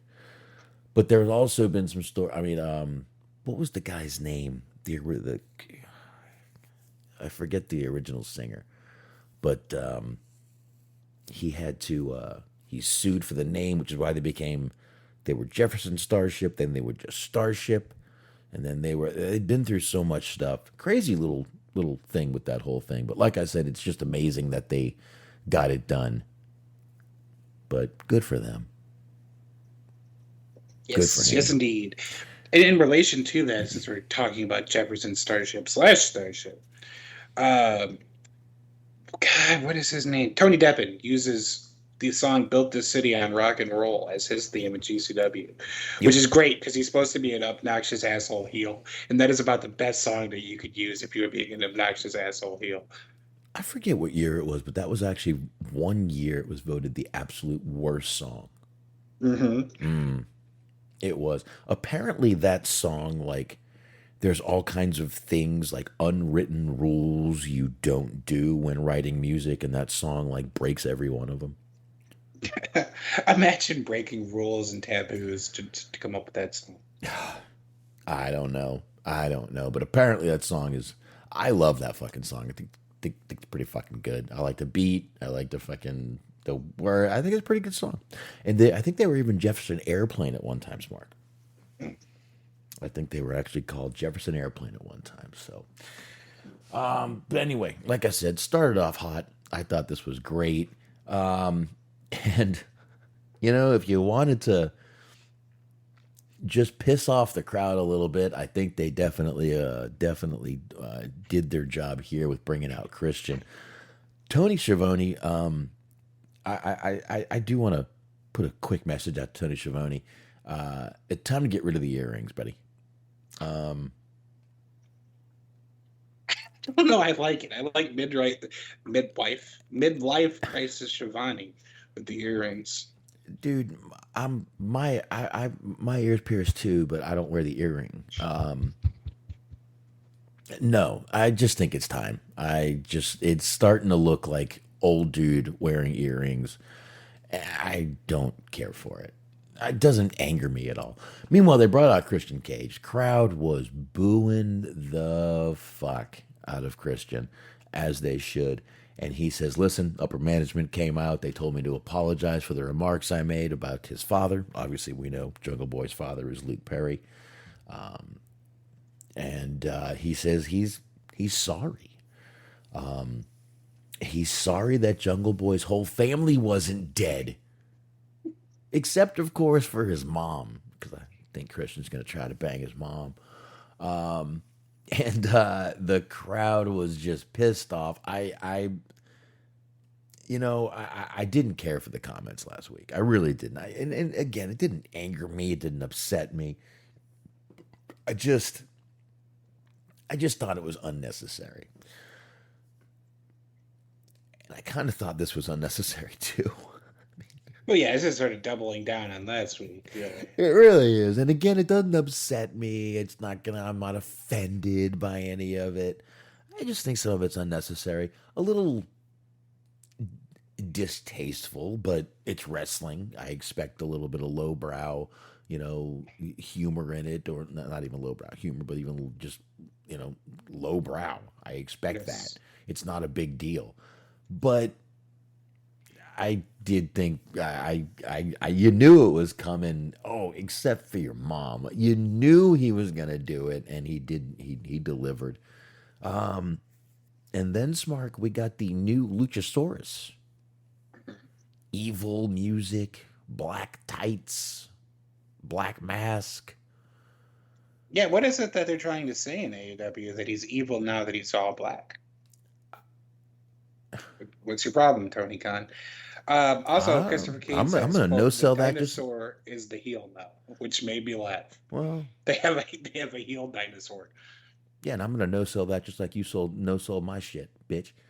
All right. Well, it's two different kind of accounts of racism. You made a me so horny joke. I accused Tony Khan of being a racist. We all go our separate paths. We really do. We really do, Smark. And we all meet up on that path somewhere, usually. Anyway, but I don't know. I mean, obviously, it's just kind of a black is for evil, Smark, and it's just the way it's been for a very long time. There's nothing you can do about that. But I don't know. I kind of it's interesting, but what's going to happen. Either one of two things. Either Jungle Boy is going to come back and he's going to just be like, oh my God, what happened to you? What happened to you? Or this is all a ploy. And when Jungle Boy comes back, Luchasaurus is going to turn back to being face, which I don't think is going to happen. I think we're going to be having heel Luchasaurus, which I don't think I've ever seen a heel Luchasaurus, to be honest with you. He was. Yeah, he was in Lucha Underground. He was part of that Cobra Moon stable. Who is now Thunder Rosa, of course. Okay. Not to pull back the curtains for anybody, that's fairly common. You're spoiling shit, Smark. What are you fucking doing? I will admit to being dumb. And like the last season of Lucha Underground, there's a character that's Dario Cueto just playing somebody else. And I didn't know it was Dario Cueto until like 5 episodes in. Oh, and I by was the like, way, man, where is Dario Cueto? It's like, no, it's the same fucking actor. He's just playing a different character. It's like, oh, well, I'm an idiot. I mean, it happens. And by the way, speaking of spoiling shit, right before Claudio debuted, old Dave Meltzer decided to tweet like 15 minutes before it happened. He tweets, "Claudio's in the house." Hey, dipshit. You couldn't have fucking waited? You couldn't have fucking waited? You spoiling piece of shit. I wish he would. We're all just like interpreting how he meant that because it was text. I choose to believe that he tried to say that like way more hip. It was like, "Yo, Claudio's in the house." And he like, like throws the microphone at him. Like they're in like a fucking freestyle cipher. Either way, he's spoiling it, Smark. Yes, that's like sort of a thing in relation to that. They had the NBA draft was like last week, I want to say, and like now it's gotten to be this thing where it's like so fucking obnoxious that ESPN has a guy that like comes on and spoils the picks before they happen because he's like their insider. He's like their Dave Meltzer, which is weird because like there's actual sports insiders and wrestling insiders are kind of a made up thing, but he's their Dave Meltzer, I guess, and he just like comes on and like right before the pick, he's like, "So and so is going to the fucking Denver Nuggets." Wow. It's like, hey, fuckstick, couldn't I have not waited for that, you bitch? Yeah, I agree, man. Yeah. What's wrong with fucking people, man? No one wants surprises anymore. We're all addicted to fucking instant information. We are, and it's because of fucking smartphones. And in relation to Dave Meltzer, I believe, Sacha Baron Corbin says, "What a bum, brain of a cabbage." I agree. Well, I don't know. The guy's been smart enough to just talk about wrestling for the past, many years and get paid for it and make a living out of it. Not so stupid. I mean, I'll shit on the guy, but not so stupid when it comes to that. He's made a living out of this. Yes. Absolutely. He's built an entire career in like the communications industry, despite not being able to do so very well. No, and I mean, obviously can afford steroids, so hey. He has fucking muscle dad Meltzer on here. What? Oh fuck! I said that out loud, didn't I? God damn it! Super fucking tight polo shirts. It's like, well, I can tell you how you didn't get that muscle. Fucking cleaning your house. Well, lifting boxes off the fucking floor. In that picture. Well, I mean, here's the thing: if you can afford steroids, you can't afford to buy new shirts, so your shirts shrink, and that's what happens. They look much tighter on your muscles. Anyway, evil. I'll never forget that time where like he almost got himself into a lot of trouble talking about the angle between The Miz and Damian Priest. Where he was like, they tried to steal The Miz's hubcaps, and then, Puerto Rican guys is like, what are you trying to say about this? Well, he should have gotten in trouble for that. He should have. He basically implied that Puerto Rican men steal people's hubcaps. It was the most wild shit. I was like, how did you not get in trouble for that? And you were doing a show with Brian Alvarez. So it's like, how did he not catch that and grill you on it? I have no clue, man. I don't know. It's just the way it happens sometimes. But it's crazy, man. It is. But Meltzer's Teflon. What are you going to do? What are you going to do? But anyway, we had an evil Luchasaurus Smark. Now, when I saw Serpentico, I said, squash. Easy squash. And it pretty much was. Serpentico tapped out. And Christian and Luchasaurus are walking out. They get down. They're on the floor. And they stop.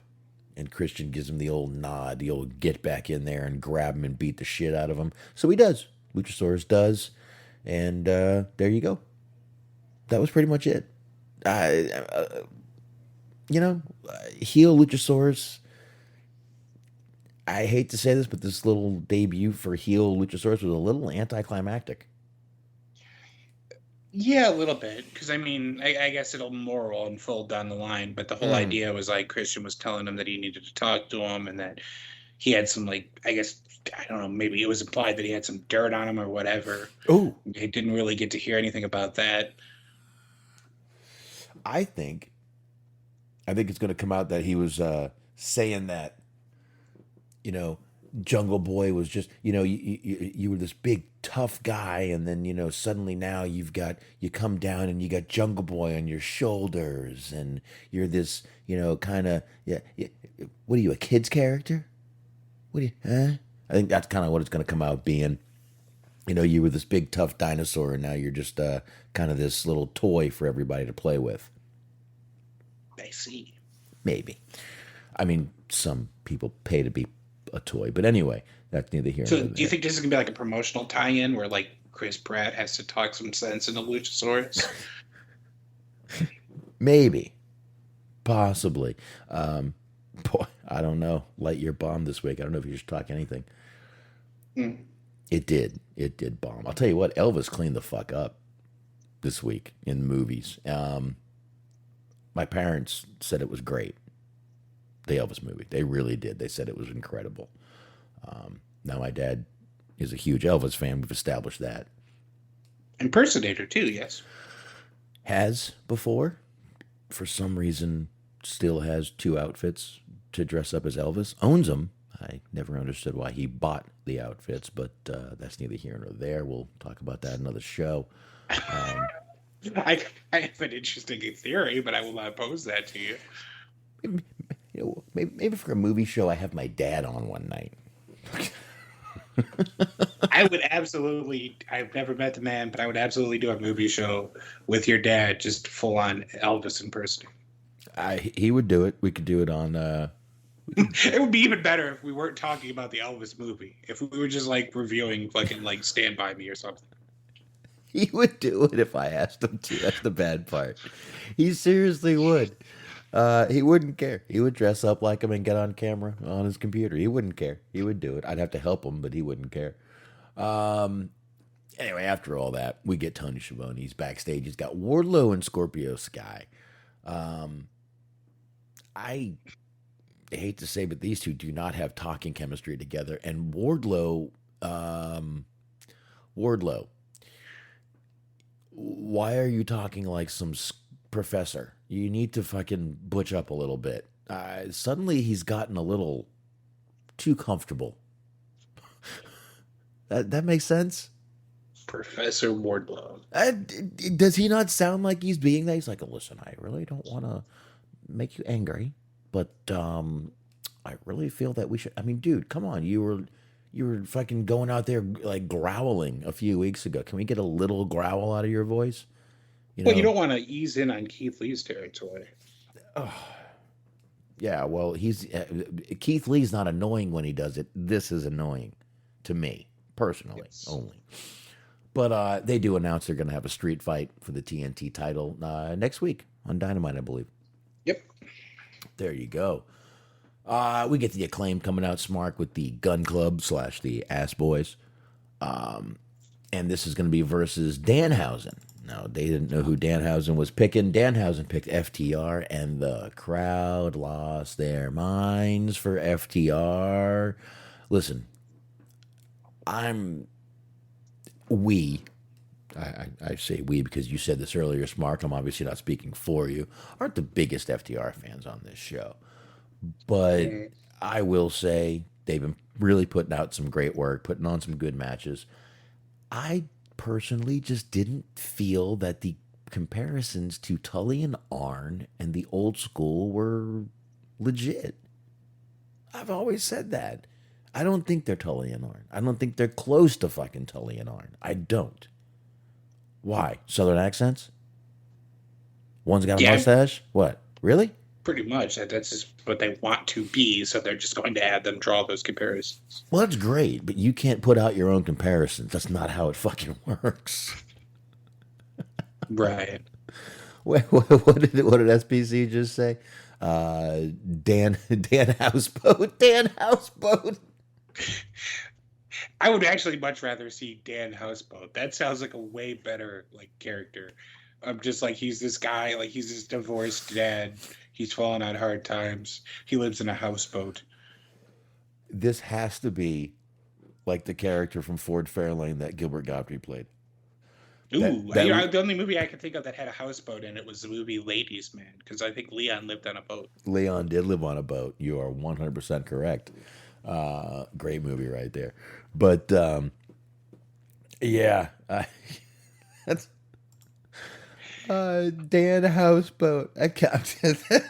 I like the idea of Dan Houseboat. It's a way better character than Dan House. SBC, you have just named the show for the night. Thank you, sir.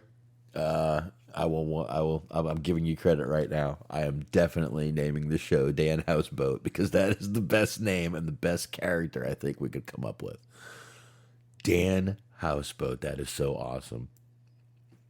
Oh my god, it is pretty great. You just like maybe he's like Orange Cassidy's like degenerate dad or something. Oh yeah, and definitely. Well, I mean, why? He says, yeah. Now you have to. Why does he live on this houseboat? Obviously, he was kicked out of his house. Can we think of I'm leaving this up to you. You could one up me on this one, but I'm thinking the person I think would portray this character the best. It's a problem because I don't think they're actively wrestling anymore. But the Honky Tonk Man. Ooh. Dan Houseboat. Like he's like fucking unshaved. Fucking Honky Tonk Man is a legit alcoholic, so he could play that part too. He shows up with his Gatorade, which is like 5% Gatorade and 80%, like 90% vodka. I like this. I like it. I do. I'm trying to think of scuzzy people in wrestling that aren't actually legitimately scuzzy people that were like in legal trouble. Let's see here. Who would be a good? Let's see if the chat room. Well, feel free to join in here and figure out who could play Dan Houseboat. You're right. It would have to be a scuzzy kind of person. Man, I hate to say, but Terry Funk would be a great Dan Houseboat back in the day. Yeah, Terry Funk would be good. Terry Funk, good Dan Houseboat. Bathhausen, SBC, Bathhausen. I like that Baron one. Corbin would work. He's right. He does suggest Baron Corbin, but like, yeah, that's where that. Oh, yes. Jeff Hardy. He's right. Raven. Raven would be perfect. Dude, I'm not gonna lie. I swear to God, I was thinking of Raven. I swear to God, but that's it. He still wrestles a little bit, I think. So yeah, you get Raven out there as Dan Houseboat. Dude, this is a great way to get Jeff Hardy back in. Dan Houseboat. Yeah, that's. And then you can bring in I don't know. Rusev would be a great Bathhausen. I don't know, but yeah, I don't know. Rusev doesn't like give me scumbag vibes. No. For Bathhausen. No. Bathhausen is Alex Wright. Like for some reason, that's just perfectly clear to me. I don't know why, but when I hear Bathhausen, I just see Alex Wright disco dancing. Kozlov, Vladimir Kozlov. He could be as heavy. That would work too. We're about to get a lot of out-of-work wrestlers some jobs with this. Oh, yes, especially Dan Houseboat, man. You could basically take any fucking scumbag drunk from back in the Marty Jannetty. Oh, no. Oh, God. I don't know if you know him that well, but his literal gimmick. Oh, God. Spider Nate Webb. Like, look up Spider Nate Webb. No, I know who he is. Absolutely. He is literally perfect for Dan Houseboat. This would be, and like he still wrestles. Mm-hmm. It would work perfectly. I know who he is. GCW guy. Yeah. I definitely know who. Back in the day too. I think he was on XPW or not XPW. Wrestling Society X. Yes, he was. I do remember that. But yeah, man, that's a fucking Dan Houseboat. That's pretty great. Oh, thank you, SBC. You just saved us a lot of fucking questioning after the show. Now we can just be like, okay, we're awkwardly out of here. Let's leave. All right. All right. Back to that was great. That was awesome. Actually, I'm not gonna lie. He did me a real solid because I'm just gonna be entirely honest. I didn't watch this match. I saw Dan Housen and I saw FTR and I just said, I'm not going to do that to myself today. All right. Well, from now on, when you watch, you're gonna go, "Holy shit, it's Dan Houseboat" or Bathhausen. Well, yeah, it's going to make it a lot better because I'm going to be thinking about Dan Houseboat instead of Dan Housen, which is an infinitely better character. Absolutely. I still think you got something there with Honky Tonk Man. I wouldn't mind seeing him back. As like a manager character, too. Oh, there you go. I still say Marty Jannetty would be a good one for that. That's too close to reality. I can't trust Marty Jannetty in a prominent role. No, talk about not working with. I mean, Jesus Christ, go back to the beginning of the show. Talk about not wanting to work with fucking teenagers, especially teenage girls. She could be daughter. Is all. I couldn't help it. She was hitting on me. She jumped on me. Anyway, Jade Cargill versus Layla Gray. Layla Gray with the ass. There you go, Christopher Kane. The lady who gives boring blowjobs versus the lady with the ass. There you go. This was basically a squash. Nothing really to spend a lot of time on. Jay did grab the mic from Stokely, and she basically, I'm just going to paraphrase, she's ready for a real opponent. Statlander and Athena came running out. Athena was up on the top rope, and Layla Gray pushes her off. And she kind of was trying to get in with the group, kind of walked up to Stokely, but Jade was like, bitch, move out the way, bitch. And that was kind of it. They just kind of walked out. I like this, but I think we're a little pressed for time tonight. Kind of felt like this was this whole segment from beginning to end was rushed. Yeah, I did feel that way too, honestly. I would agree with that. I think they probably would have been better off not advertising this match and probably skipped it. Maybe. But again, I mean, they did give this last match a whole hour.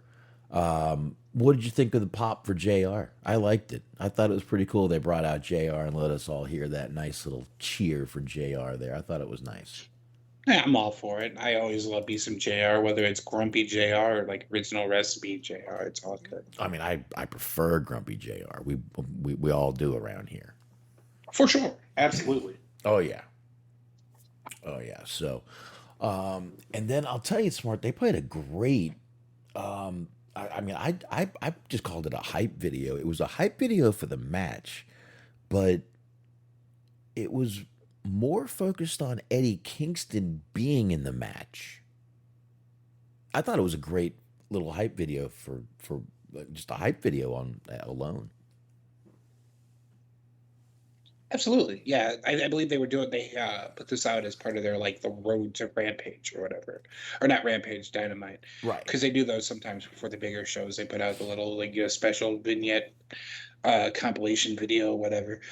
So I think that's what they originally did this for. But yeah, it was a pretty good video package that they put out. They do this really well. That's one of the things WWE does well too now. It's just the video packages. And I guess it was sort of foreshadowing for how the match ended up ending, the story that they told. Yeah, so it's interesting that a lot of the focus was on just specifically the Eddie Kingston Chris Jericho portion of the match. Yeah, most definitely. Yeah, I definitely thought it did. But plus that Ruby, I love staring at her. So we get right to the main event, which, like I said, they dedicated the whole hour of this show to the main event. It was Jericho Appreciation Society versus Blackpool Combat Club. This was the Blood and Guts match. So we got the old, basically it's a War Games match, double ring cage. Obviously, Chris Jericho was paying homage to Michael Hayes. I'll go with it because we were trying to figure this out in the chat room here. Let's see. What the hell is Chris Jericho wearing? Christopher Kane said. And I have no idea. I think he was paying tribute to Michael Hayes, and I believe the rest of the group, either that or they were going for the boppers from the Warriors. It could be. Could have been. Check out my, go to YouTube, Hollywood Hangout. Check out my Warriors review on YouTube. You'll see the boppers. You will understand. You will understand that comment after that. Well, it's never a bad time to pay tribute to Michael Hayes. No, never. I mean, Don't do Bad Street, Atlanta, GA. I mean, if he came out asking, hey, where's Rosa Mendez? They just like swap her out like during the match, like Aunt Viv style from Fresh Prince. Instead of Take Auntie, it's just Rosa Mendez. It's just there. Brings her out, takes a shot with her. Just doing a good old belly shot of fucking Jack Daniels. I was so disappointed when like Michael Hayes wasn't put in charge. I would have popped so hard if that was like the new guy that was in charge instead of fucking Bruce Pritchard. They know better. They know better. So we get Kingston, Santana, Ortiz. They all come out. Then Claudio comes out. We get Wheeler, Yuta, Regal. Moxley comes out through the crowd. And man, that was a long walk. It looked... Did he get lost? Potentially. Had himself a bit of a Spinal Tap moment. I think he got a little lost walking down. I'll tell you the truth. I'm not sure if he got lost or the walkway got crowded by people and he had to divert. I kind of think that's what happened. Because it looks like he had a plan and his plan got... And he was kind of thrown off because his plan got kind of mucked. I don't know if people got in his way. The crowd rushed. I don't know what happened. But it looked like he got a little bit lost. Meanwhile... That would be such a great way to kill time before a match. Well... Or just like literally have one of the wrestlers just get lost and you just following them backstage. Like they get on an elevator, they go to the wrong floor, they have to get back on the elevator. You just keep like cutting to see the opponent just looking on, just bored and angry simultaneously. The match hasn't started yet, so they're not counted out. And then, like, as soon as they get in the ring, the bell rings, and like it's an instant fucking time limit draw because they took so long getting to the ring. No, the match hadn't started. It wouldn't work. Ah, that's true. Yeah, well, I guess if you do the thing where it's like TV time remaining, like they used to do back in the day. That would work. That's how you set it up for next week. It's like, well, tune in next week to see the actual match. There you go. I like it. I do, man. All right. But yeah, meanwhile, it gave the crowd more time. Because I got to tell you, this crowd loves singing to that fucking Wild Thing song. They really do. More than, I believe it maybe even a little bit more than singing to Judas. Perhaps. So we get Claudio in there. He's kicking off things with Sammy Guevara. Talk about probably the two best guys to start this match off in the ring. Couple of high flyers. Get the crowd right away getting into it. And I mean, just staring at each other, the crowd was fucking chanting and hot already. They were literally in two different rings staring at each other, and the crowd was already chanting, "This is awesome." I did like the idea that they basically had Sammy just like trying to evade Claudio and then trying to piss him off so that he would charge him so that he could escape again, and then he just like bide time until the next man showed up. Yeah, and man, the crowd was not... Dude, they hate Sammy, and they hate... I hate to say, but they sound like a bunch of jealous virgins. When they're... That's about what it sounds like. Wheeler Yuta finally gets in the match, and he just has a nice little suplex party with everybody. Now, Smark, did you have a little moment there when Claudio and Hager faced off and we got a little We the People reunion, and the crowd even chanted We the People for a minute? I would have had TSN been working a little bit better tonight. All right, wait a minute. They didn't show that?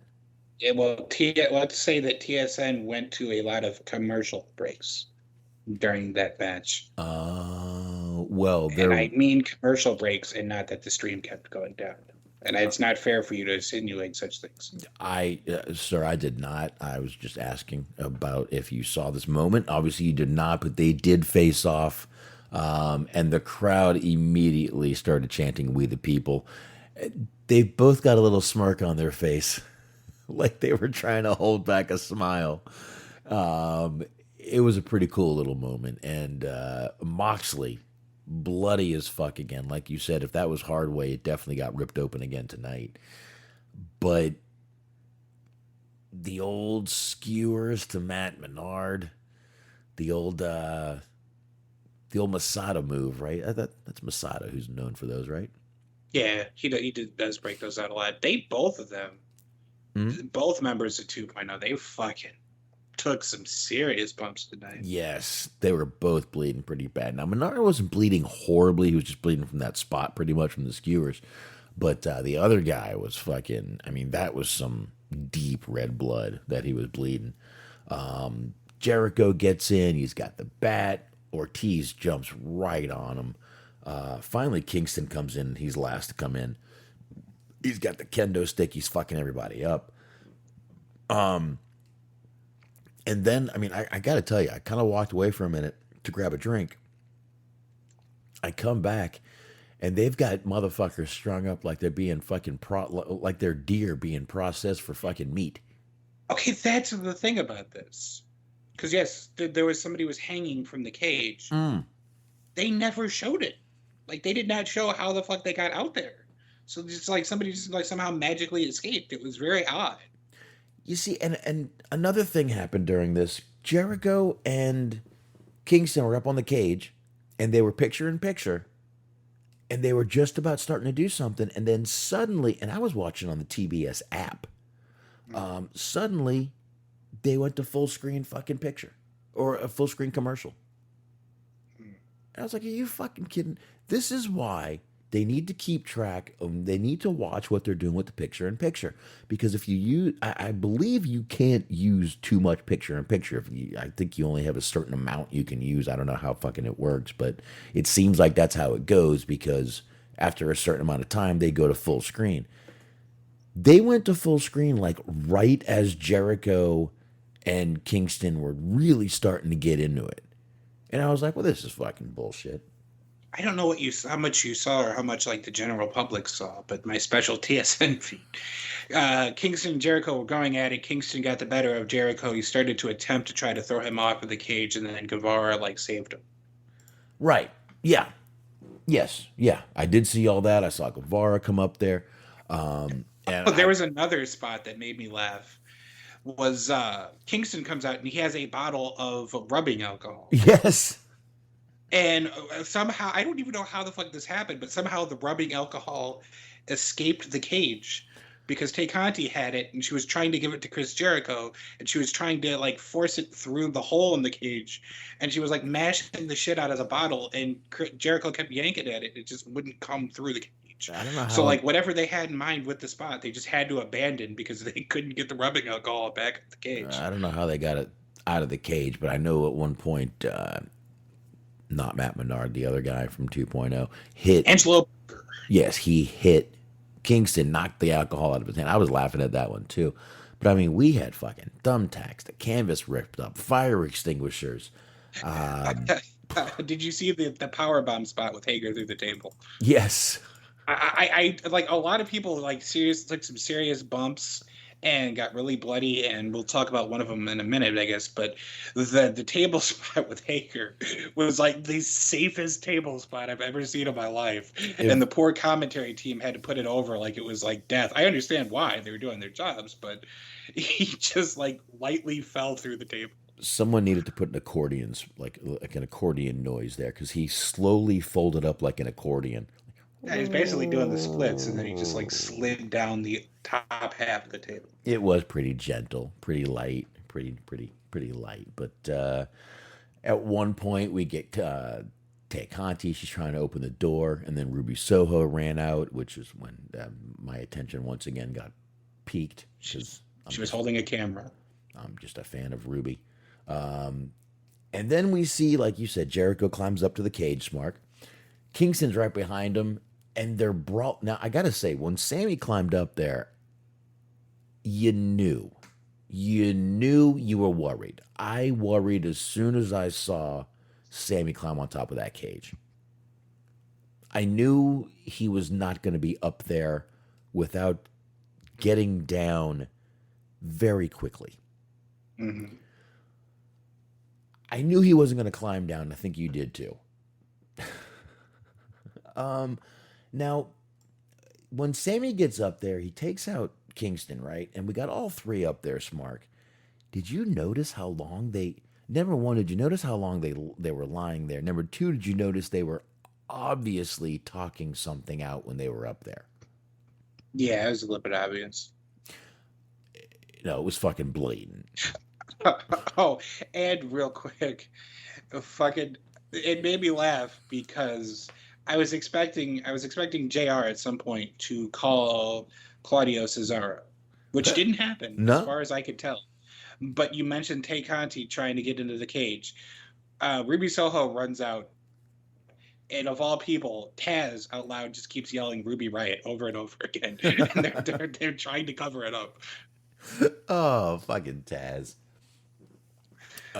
Maybe he was telling her to riot. Yeah, it's like, Ruby's rioting out here. Yeah, that's what I meant. There. That's what it... He just throws a smoke bomb down and escapes. Pass out. And he's out. Okay. He's a small man. He could slide through some openings. He probably could. Like a mouse. Like a little mouse.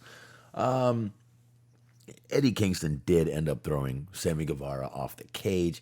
Listen, this was not like the Mick Foley spot. He fell on a much larger platform. There was obviously some things under it. I don't give a fuck. There's ways that can go wrong. That's still a big fucking bump to take. I ain't doing it. I don't want to do it. I still fucking think that was a great fucking spot. It still looked good. It still fucking did its job, in my opinion. Right. Well, I mean, last year, people were talking about the Jericho spot. Because it looked like he very obviously landed into a crash pad, and like people were talking shit about it, and he still ended up getting injured anyway. Right. Exactly. He did. So, I mean, listen, man, you can get hurt doing fucking anything out there, man. You land the wrong way, and I mean, it's a body. It's fucking can get hurt. So speaking of, I feel like we should talk about this now and then talk about how the match ended, so we don't end on a complete downer. Did you see what happened with Santana? No. It was kind of hard to see a little bit because he comes out and like as soon as he comes out, he gets into the match, his knee buckles. And so basically he's like laying down for a minute or two, and he's like laying alongside of the cage. Like he's still in the cage, but he's like laying alongside of it by the door, like basically just out of the way of everyone. Right. So I guess they go to check on him. He gets up, he attempts some offense. He attempts a move, and then just immediately goes right back down. Ooh. And then that was the end of his match. Like he wrestled probably a total of about a minute or so, just cumulatively, and the rest of the time was spent him just like laying against the cage because like they couldn't take him out, I guess, or for whatever reason. So he was just like out there just being in pain for about an hour, which kind of sucks for him, but it seems like it's going to be kind of a big deal. And unfortunately, there's been a lot of people who've been talking about it earlier that have been getting injured. So I guess add another one to the list. Man, I didn't even catch that, but I mean, the camera work was so crazy in this match, so I did not catch that. I hope he's going to be all right though. Absolutely. I'll tell you what, another move that was worrying me a little bit was Claudio swinging Jericho. Yeah, a little bit, but I trust him. I feel like he knows what he's doing. I know, but he gets dizzy that one time, and blah, blah, blah, blah, blah, blah. I don't know, just made it a little weird. Next thing you know, you see Matt Menard coming up there, and Claudio grabs him. He puts him in the sharpshooter. You get Kingston. He's got Jericho in a submission also. Now, we clearly see Menard tapping out. But once they replayed everything, Jericho clearly was tapping out too. They were both tapping out at the same time. Now, Kingston was pissed because Claudio got the win here. Mm-hmm. And he thought, but I got to tell you, it kind of made Kingston seem like a whiny little bitch more than I don't know. I don't like this. A win is a win. Yes and no. I mean, I can see your viewpoint on this, and I think some of that might be intentional. I know. Because if they're trying to rehash storylines a little bit, the idea is going to be essentially how it's going to play out is that Kingston's going to tell everybody that Claudio's a piece of shit. People are going to think he's an asshole because Claudio's such a charming person. And then Claudio is going to do something he's going to turn heel somehow. I feel like Chris Hero is probably going to be involved in that. But if that ends up being what happens, that they're laying the groundwork for that. But like, I also get the idea a little bit that, like, you built, the whole video package, and the majority of this feud has been built on Kingston trying to get his hands on Jericho and try to beat Jericho. Mm-hmm. And he had that moment, and he was like seconds away from him. And then Claudio like kind of came out, like he hasn't even been in the company in an entire week, and he came in and like just swooped in, saved the day, won the match. Everybody was celebrating for him. And then Kingston was just dejected because he didn't end up getting his white whale, as it were. See, I'm not sure I agree with that. I think it's going to be just the fact that I think it's just going to continue the Kingston Jericho storyline more. I think for sure Kingston and Claudio are going to feud at some point. Oh, absolutely. Most definitely that'll happen. But I definitely see this Jericho thing going because Kingston's going to have to beat Jericho now. I did sort of laugh a little bit at like Claudio trying to console Kingston at the end. It's like, oh no, we're all friends here, buddy. I'll take you for some ice cream. I'll be all right. Get me falafel, bitch. Okay. Mm-hmm. I don't like you and your large nipples, partner. Which, by the way, that did make me laugh because as they're wrestling on top of the cage, Kingston and Jericho, one of the fans that's like eye level of the cage from where you would see with the camera holds up a sign, a yellow sign with like these big letters that says Claudio has large nipples, or no, has sausage nipples. And it was just like, you completely broke the tension of the moment, but it made me laugh.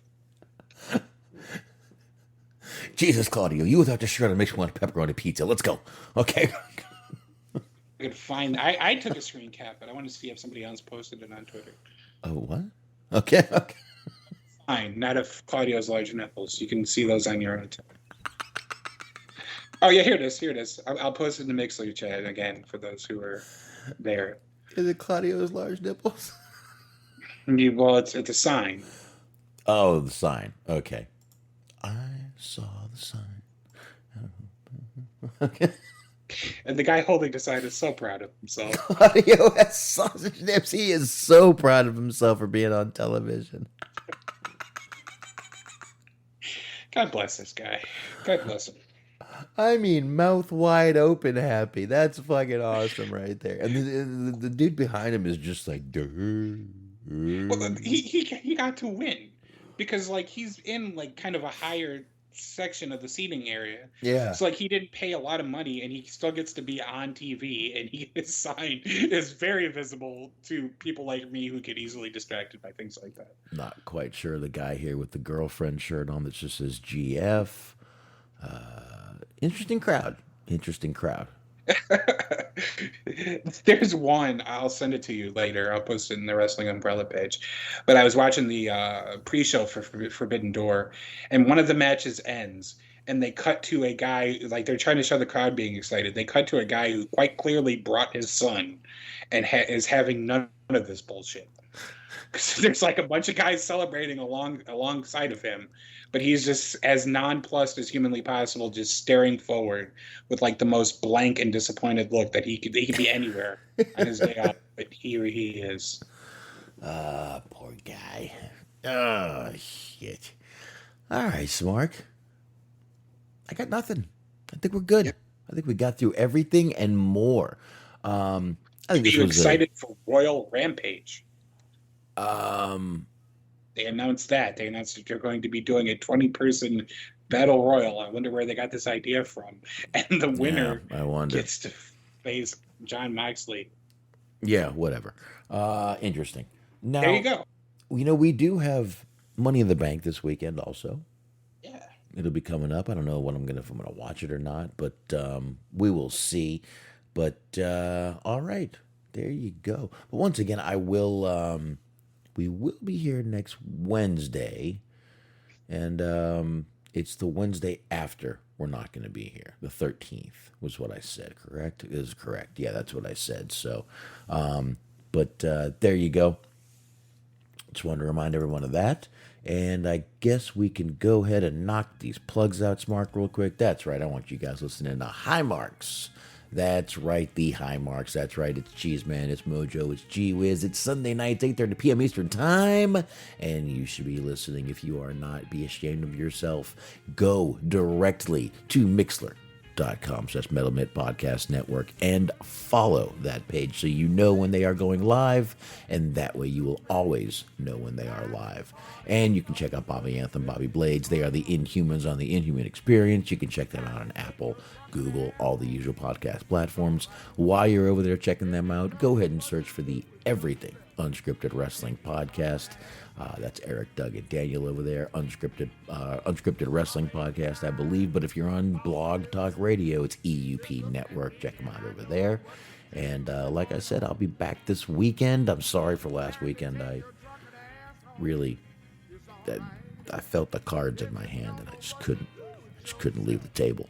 But I will be doing the movie Trespass. It's summer. I figure I'd give everyone a little bit of iced tea over the ice cubes. Give a little bit of that. Plus, I watched that movie and forgot how good that movie was. Trespass with Ice Tea, Ice Cube, and many, many others I'll be reviewing this week. And that is it. Smart. Let it rip, man. You got it. She's on Sports returns in August. In the meantime, be sure to listen to Mojo and Dirk's Most Dastardly Show. You got Dirk doing shows while he had Corona. He's the hardest working man in show business, that boy.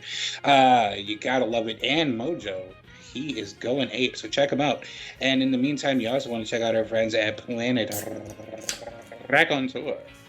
It's the Planet Back on Tour podcast with Bobby Anthem, Papa Dave Sincere, and Yuck Nasty. You got all 16 episodes of season 1. You got season 2 in all its glory. I believe we're up to 10 episodes.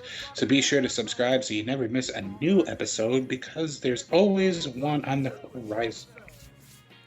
All right. Well, there you go, folks. We'll be back here next Wednesday. Like I said, I'll be back this Saturday. And that is it, folks. Smart, appreciate you joining me. Glad we got that out of the way. Forbidden Door, AEW. I think AEW is just having a great fucking time right now, and they're all just doing great. So thank you, everybody, for downloading. Thank you, everyone, for listening, and see you.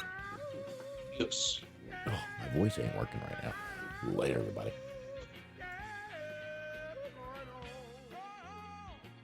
Time to take your drunken ass home. It's all right.